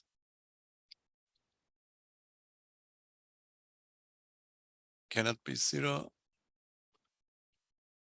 What is the question? Can you explain why you mean by the derivative of r cannot be equal to the 0? No, you see, I say that this is the way we divide it. You see, when you want to find the unit tangent vector, you are going to divide this one by the norm of the r prime of t. So this is going to be a function. This function must be defined at any value of the t. So in order to get to this one, you have to assume that the derivative is never zero. Because if the derivative is going to be zero at one point t, then this would be undefined. Okay, so that's what I mean. So you have to impose this condition. Later on, we are going to talk about if you have a graph, if you have a curve, vector valued function that satisfies this condition, this graph, a space curve, is going to be called a smooth one. So from now on, anytime we use these formulas, we have to assume that the r prime is not zero, because if r prime is zero, so it doesn't make sense. Okay, so that's what I meant. I said that anytime we use the t of t, because this is going to be true for all t. So you make sure that you never get the zero down. Otherwise, this function is going to be undefined. Norm of t is one because you normalize it. Okay, any vector, you have the vector, you divide by the norm of the vector, so automatically norm is one. Okay, any question? So you have to impose this condition all the time, otherwise you can't do it. You cannot divide. Okay, because it depends on t, it's not just a single value. Okay, so there you are, easy to find solution. You have to form this formula for us. Okay, get the r prime of t first. Okay, so what is going to be r prime of t? Differentiate. You differentiate, you move forward. They're going to be 2t times I plus 3t squared times j. Okay, that's one. Now, you see, before going on, since they ask you to find at t equal to 2, so put the t equal to 2 first, then you continue. Because they ask you to find the one. You can write the formula, then do it at the end, but that would be much easier. Okay, they ask it at 1 point only. So there you are. So get the advantage of that value. T is equal to 2, so substitute first. So that gives you r prime of 2, which is going to be substitute. So that gives you 2 times 2 times I plus 3 times 2 squared times j. So r prime of 2 as a vector is going to be 4i plus 2 squared would be 4, 12j. So that would be r prime at 2. Any question? Now we find the norm of the r prime of 2. So the norm of the r prime of 2 is just simply the square root of the square of the component. 4 squared plus 12 squared.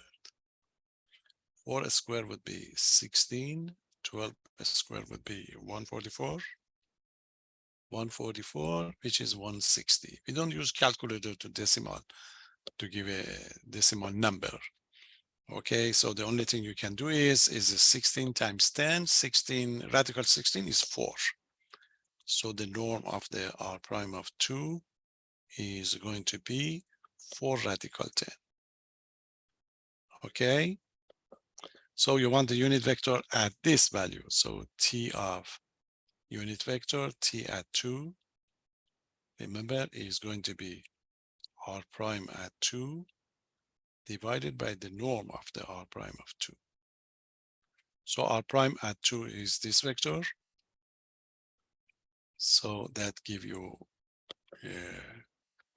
okay, you can substitute and simplify or just go ahead. And this is going to be 4i plus 12j divided by 4 over radical 10. You break it, simplify it because you have to give us as a vector. Okay, so this is going to be like 4 over 4 radical 10i plus 4 over 4 radical n, 4 radical 10j, if you like. These 4s would cancel out. So the final answer, I write it down here.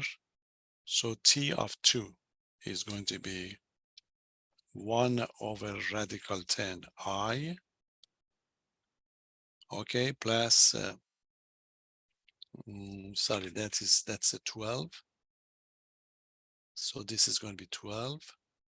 You simplify by 4, that gives you 3. So it's going to be plus 3 over radical 10 j. This is the way we write it down. We don't usually rationalize it. Okay, so if you just give us in this form, we accept it. Some people, they factor out the 1 over radical 10. You don't have to. So that gives us the final answer. Any question? And so, it's not a difficult procedure. When they ask for the specific number, so substitute as soon as possible. That make it easier for you to continue. This is one version. We give it 1, and you should be able to find it for us. This is where the numbers was given to. Let's get another one when it's in the journal form to see how we're going to write it down for us. Any question already? Going a journal form. Again, pick these type of examples from your assignment. Just do a couple of them to make sure you're ready. So this is without any specific number. You want to find the unit tangent vector, find the unit tangent vector to this graph. Okay, for the given and this is going to be helix, and this is r of t equal to 2 cosine of t 2 sine of t under 3t. Okay, you know that it's going to be for all t. No specific number is given, so you have to give us a general formula.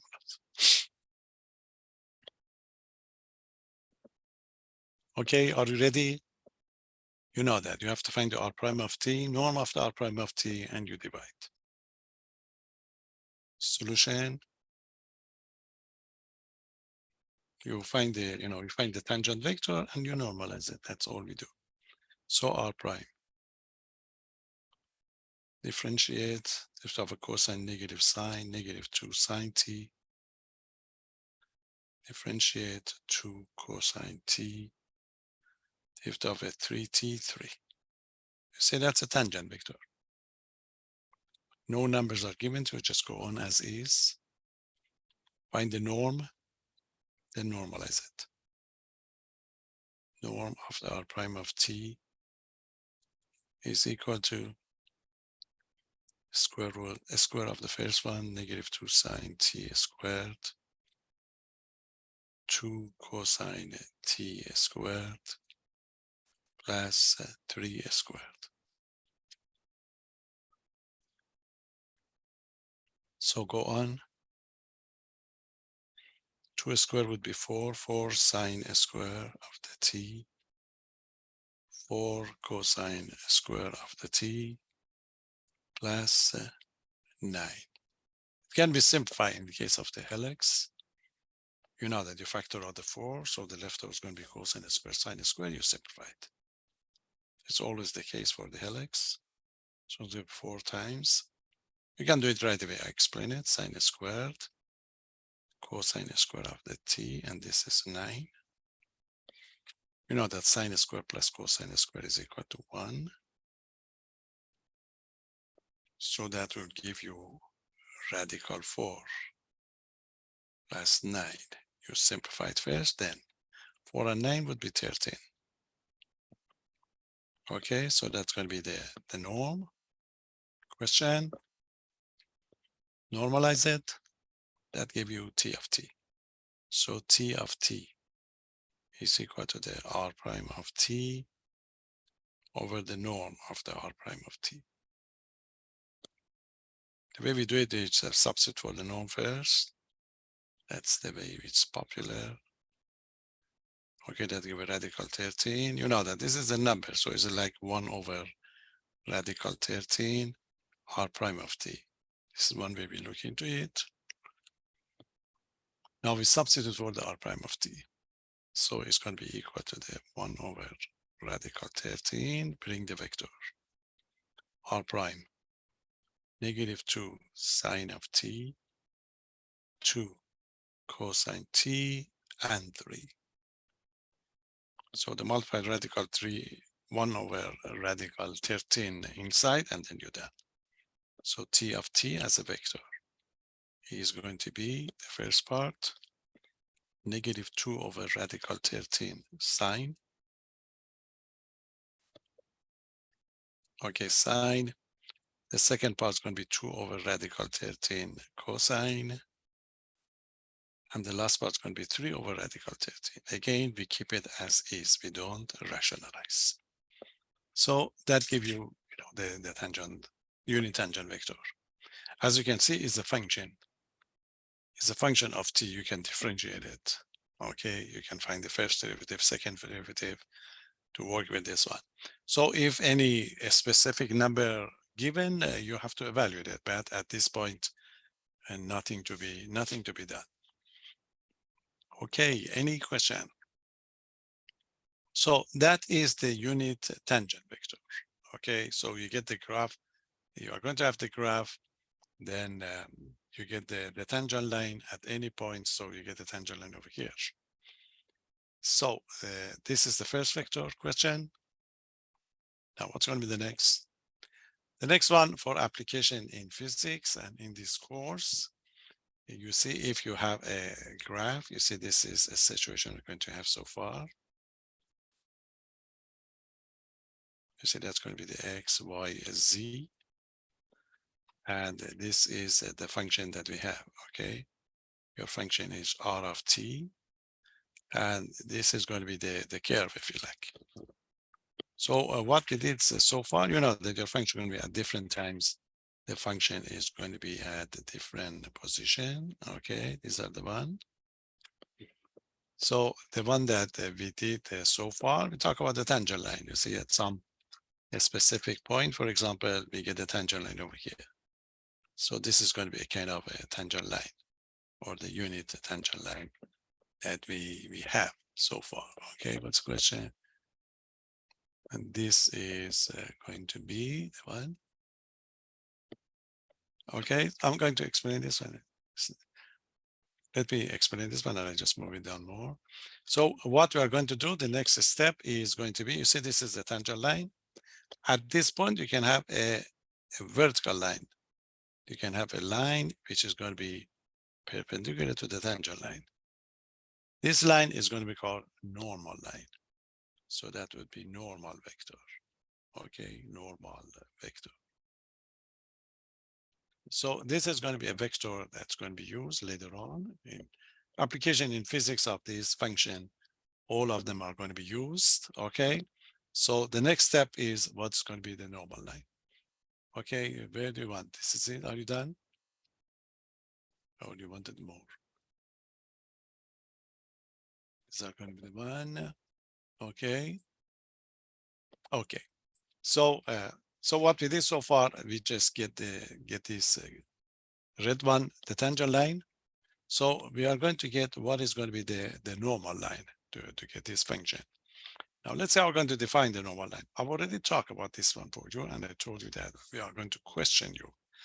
The fact that, okay, let me remind you. So this is a kind of the last vector that we need to know.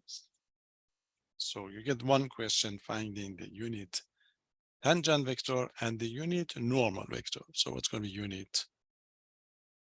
And they are going to be used in physics quite a lot, but in this course, we are going to use it at the end of the course. Chapter 15 is the crunch of this course, or the beautiful part of the course, really. So we're going to use all of them then. So you're not going to see it for a while. So it's going to be unit normal vector, normal vector. So I want to create a vector that is going to be perpendicular to the tangent vector. Let's see how we're going to define it. So let's see what we have so far. We have unit vector, you see, recall that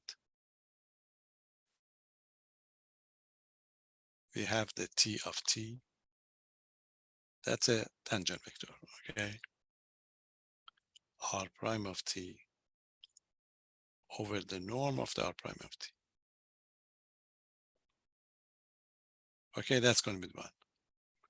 If this is going to be the case, and so you know that the norm of the t of t is equal to 1 because this is a unit vector.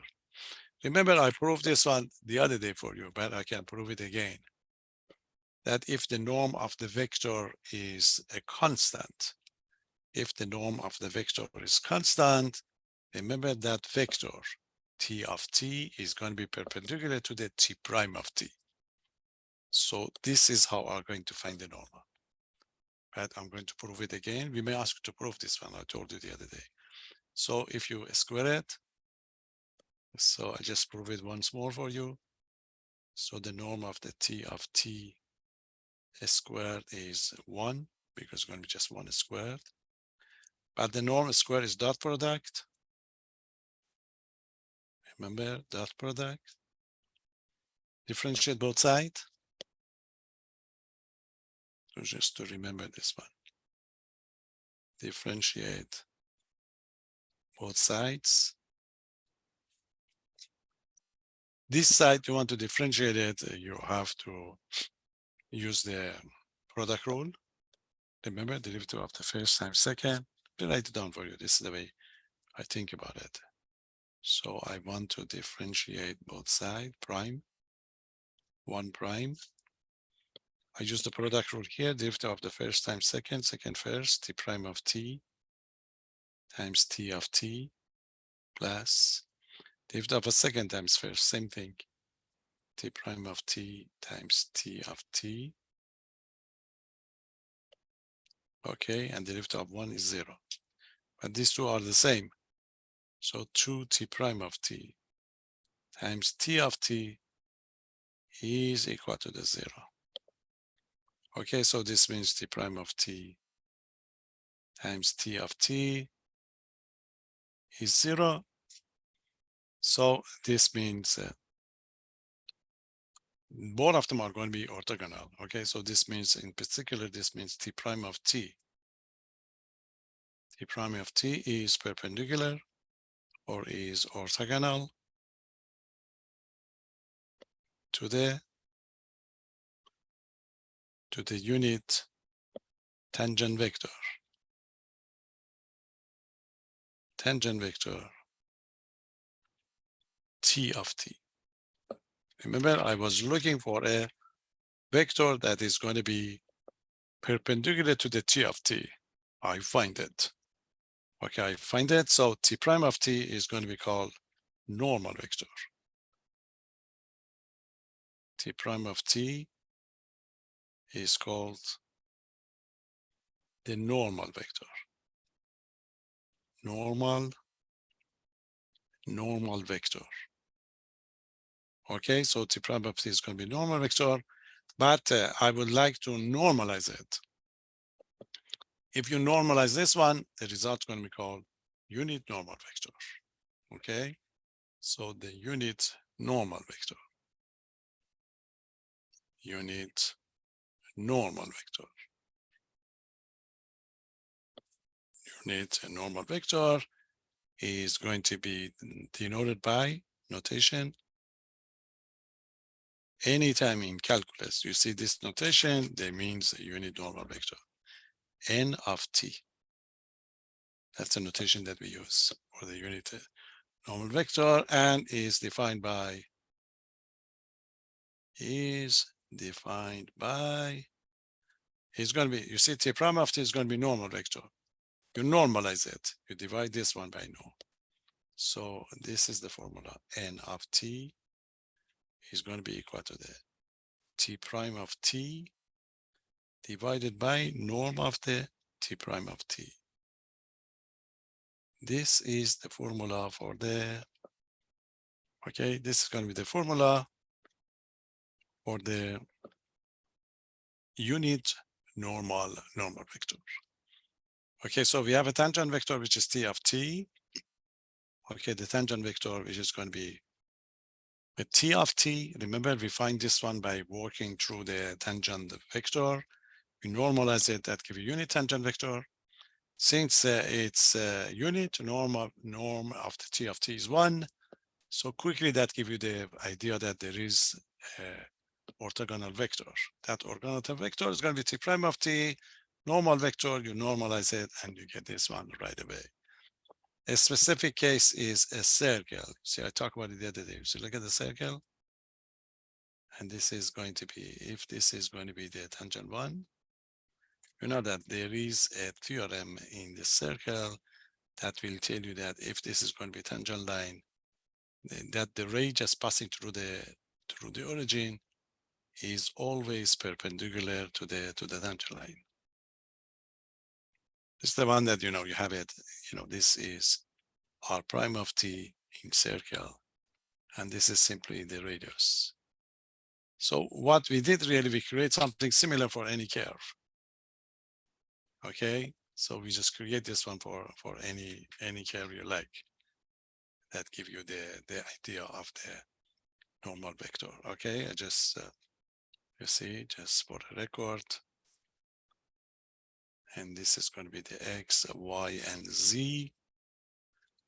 As I talk about it, there is a, you see, this is going to be the vector that we have, r of t.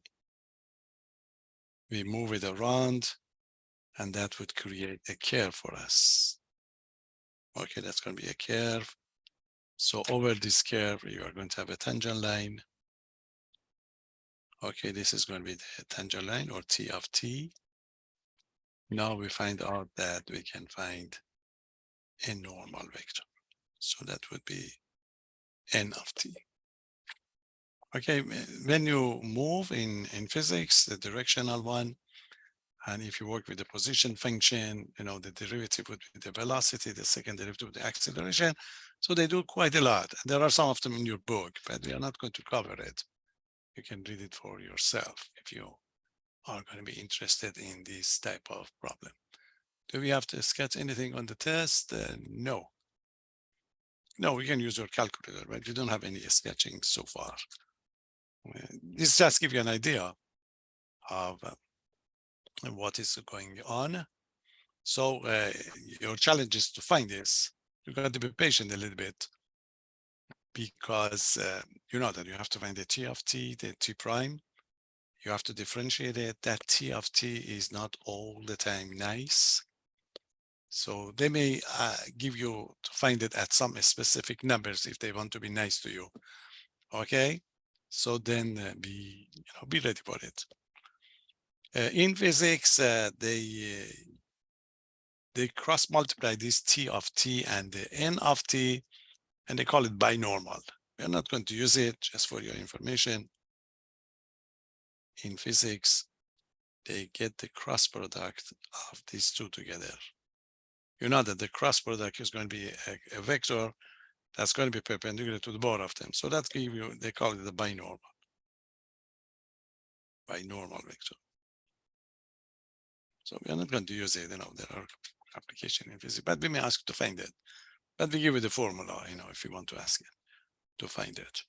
Okay, so we have to give one example to see how to find it. Again, you got to be patient. We try to give you something which is going to be, can be handled easily, but it's not a big problem really. Okay, are you ready? So a curve would be given. They ask for that's it. They ask for the unit normal vector and the unit tangent vector. One question on this one on the test. And then you can forget it because we are not going to use it when we get to chapter 13 and the chapter 14, but we come back to it in 15. Okay, we have a surface integral, and that would very much depend on the normal vector. Okay, there you are. Because I thought to talk about it. In 13 and 14, you are not going to see the vector form of anything, but we come back to the vector form in the last part of the course. Okay, so the standard problem is this. Just give you one function and ask for it. Find the unit normal vector. Again, add the formulas to your connection and be ready for it. Unit normal vector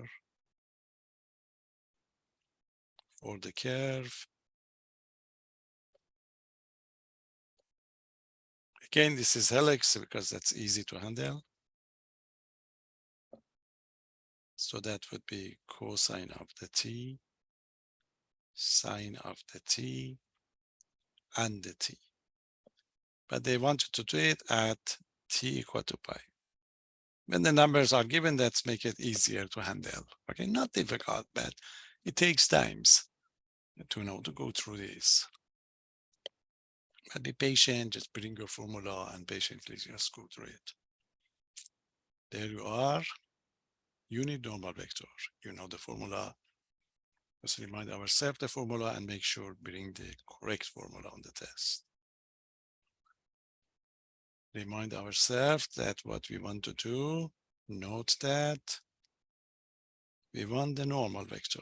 N of t is equal to t prime of t, that's going to be normalized. Norm of the t prime of t.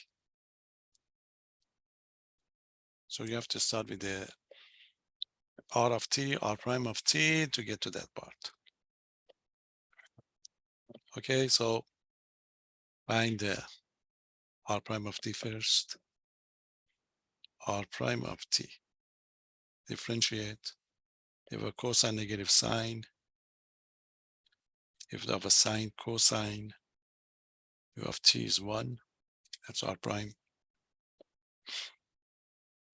Since you want to find t prime, you're not going to substitute now because you can't do it. Okay, so to get the t of t, we have to find the norm because this is the tangent vector. You have to normalize it. So that's a norm of the r prime of t is equal to the square root negative sine of t all squared plus a cosine of t all squared 1 squared. Okay, you know that gives you sine squared cosine squared, which is 1. That's why we give you helix sine squared cosine squared and 1. This would be 1. So that gives you radical 1 plus 1, which is radical 2. Okay, so that's good. Norm of the r prime of t is equal to the radical 2. So we are ready to get the tangent vector. You have to find t of t. So that's a tangent vector. You want to find the unit tangent vector. R prime, r of t, remember, is equal to the r prime of t divided by the norm of the r prime of t. That's a t of t. T of t, unit tangent vector. We substitute for this one first. It's going to be radical 2. It's going to be r prime of t over radical 2. So it's like a 1 over radical 2. That's easier to write. R prime of t. So bring r prime of t and you have this radical 2. Okay, so t of t is going to be equal to, I write continue over here, it's a 1 over radical 2. R prime is negative sine of t, cosine of t, and 1. Take the 1 over radical 2 inside. So that gives me negative 1 over radical 2 sine of t, the first one. 1 over radical 2 cosine of t, the second one. And 1 over radical 2 is the last one. Okay, that is, so far, this is the unit tangent vector. Okay, again, you cannot substitute now because you need the t prime. You need the normal vector. Okay, so that's going to be the tangent vector, but we have to go as far as the T prime, okay, and so on, for the normal. So you have to differentiate it first, and then you can start substituting. Okay, any question? So find T prime for the normal vector, T prime of T equal to the, because T prime, remember, is a normal vector. Then you normalize it, that give you unit normal vector. Okay, differentiate. If our sine cosine -1 over radical 2 cosine. And if our cosine negative, so -1 over radical 2 sine. If of 1 radical 2 is 0. So that gives you 0. Okay, that is the normal vector. That's called normal vector. Since you wanted that t equal to the pi, so you better substitute t equal to the pi, then continue. Okay, so t is equal to pi. So we find t prime of pi. So that gives me -1 over radical 2 cosine of the pi. -1 over radical 2 sine of the pi. And 0. You know that the sine of the pi is 0. And the cosine of the pi is -1. So that gives you t prime of the pi. T prime of the pi is what? You have 1 over radical 2, 0, 0, 0, 0. So that gives you, this is the normal vector. Okay, this is going to be normal vector at t equal to the pi. But you have to normalize it to get the unit normal vector. Okay, so now we need the norm of the t prime of pi, norm of the t prime of pi, which is going to be easy. It's going to be the square root of the component, 1 over radical 2 squared. Everything else is 0. So 1 over radical 2 would be 1 over, is going to be 1/2. Okay. This is going to be 1/2. Take the square root of the top and the bottom, radical 1, radical 2. So that gives 1 over radical 2. Okay, so that's the norm of the t prime. Now we are ready to give it the normal vector. So what's a normal vector? The normal vector at pi is equal to the t prime normal vector at pi divided by the norm of the t prime of pi. Now substitute.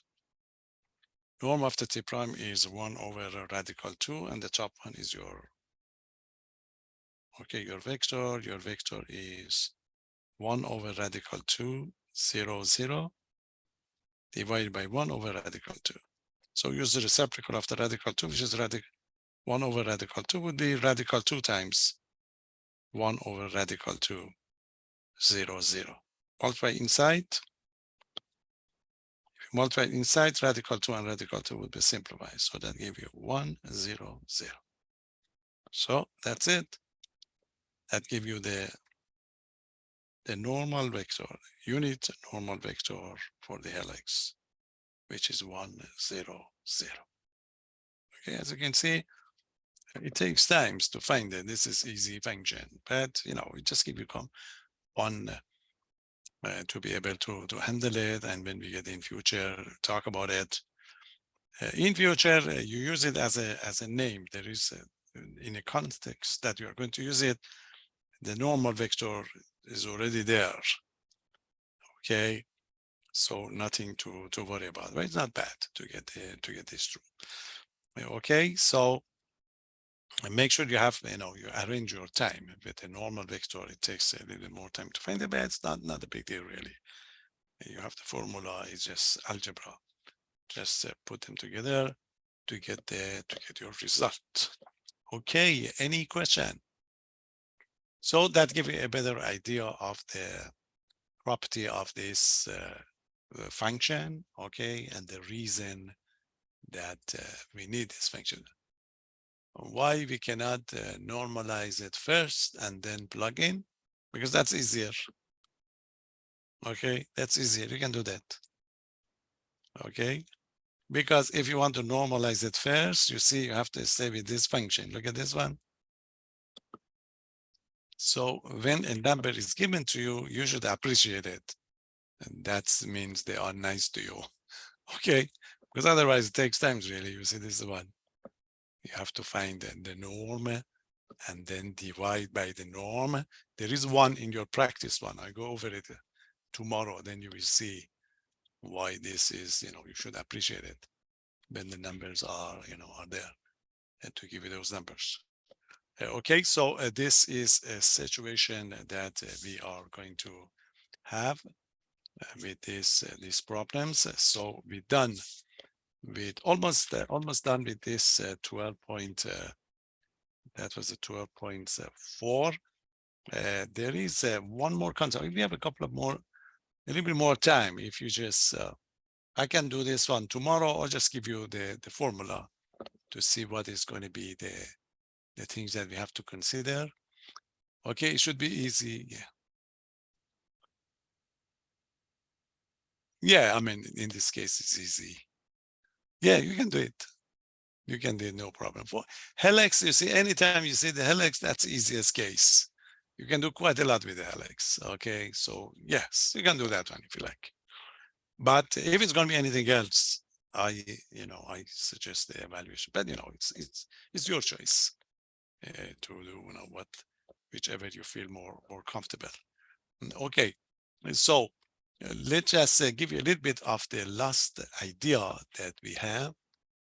Okay, of this type of. Can you factor out the 1/2 of the over here? Yeah, you can do it. Yeah, these are algebra. Okay, it doesn't matter the presentation of whatever you do. It's up to you. You can factor out the radical to up, write it down. But normally, when you say vector, you see, you have to give us the component of the vector. So when you have one radical 2 times, it's not customary to write it down in that form. When you get the vector, you have to give us x, y, z. That's the way they do it. So you better take it inside to identify the lag, because these vectors are going to be used in future, and we are going to be very much interested in those components. You will see it when we get to the end of the course. There is a great theorem in this course. We are going to call it the Stokes theorem. And the structure of the Stokes theorem is we just use both of these that you see over here. You will see it. Such a nice things, because we are going to have something that we call it a scalar format. It's all with the numbers, a real valued function. We want to change it to the vector valued. We need the normal vector and the unit tangent vector. So I look into that part when I say, write it down in this form. But this, you just take it as is, do whatever you like, doesn't matter. But officially, this is the vector. Okay, just put it inside. Anything else? Any question? Okay, so are you ready, patient, to just give you the last one? The last one is that we are going to use in future quite a lot is idea that you know it from calculus 2, arc length. Do you remember the arc length from calculus 2, the formula? Who remember the arc length formula? If a function is given to you,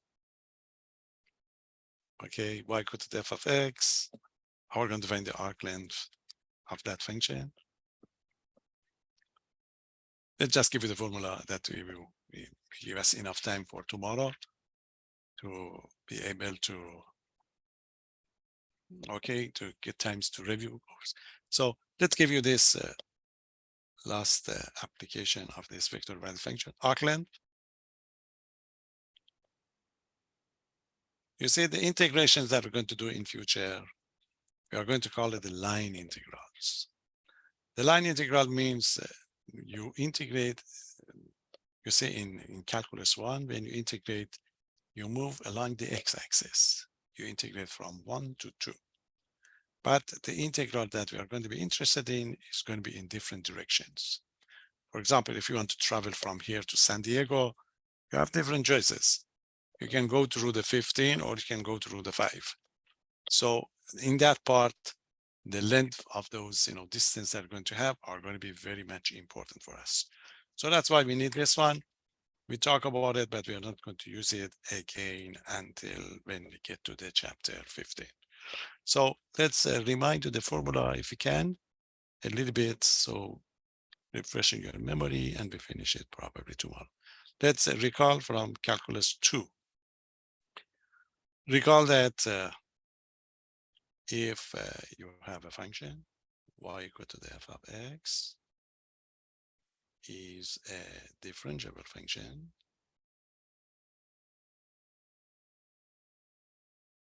okay, differentiable function, and then the arc length, then the arc length, the distance that you go, if you like, the arc length of the curve or of the graph, y equal to the f of x from x equal to the a to x equal to the b is given by, this is the formula of the arc length, L equal to integral from a to b, the square root of 1 plus f prime of x all squared dx arc length.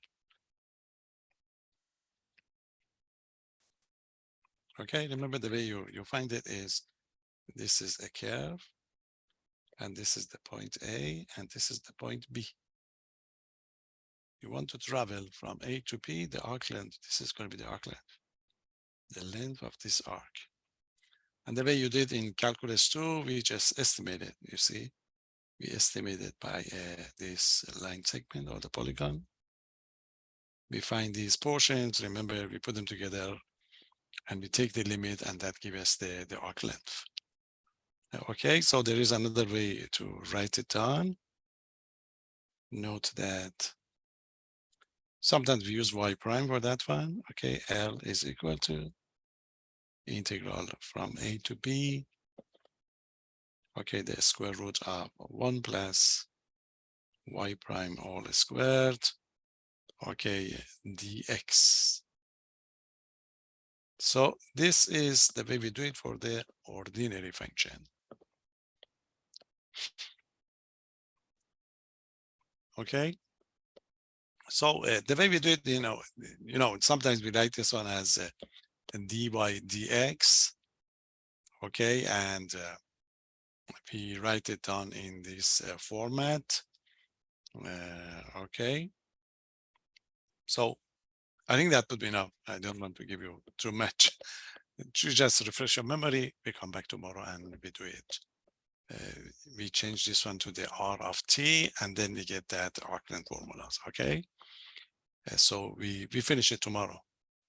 So the only thing, there is another concept that we call it curvature. I will explain it. We give an easy question on curvature because we are not going to use curvature during this course. But we give you the idea in case you are interested in, or in future, because that idea is going to be used in designing the freeways, roller coasters, eye surgery. So it's good to know in case you are going to be in those disciplines. So we finish this one and we are set on time to give you the test as we planned. Okay, that's it. Any question? So start working on that practice one. I post the solution for you. So the test, as I talked about it before, is going to be quiz plus the test. The practice one that you see is mostly these new materials. But you get 5 questions from the quiz, 6 questions from topics that I talk about today. That make it to the 11. Okay, for your test. For the first test, we usually go for 100%. So you are not going to lose any points. from this test. Okay, so this is going to be your target. Test 1 in calculus 3. You must get 100% on that one because the questions are not going to be, complicated. So that would be your target. Okay, the question is going to be similar. So I post the extra point for you, extra 1 we call it. That would be 4 points that help you for your, for your test, and of course you continue, collect those information.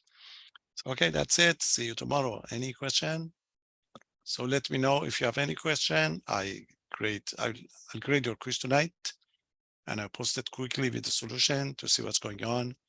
If anything needs to be explained, I explain it, because similar question from the quiz would be given. We don't want you to lose anything. Okay, so have a good one and see you tomorrow. Bye-bye. Make sure make your appointment for your test, otherwise they won't let you do the test. Okay, thank you. Have a good one. Bye-bye.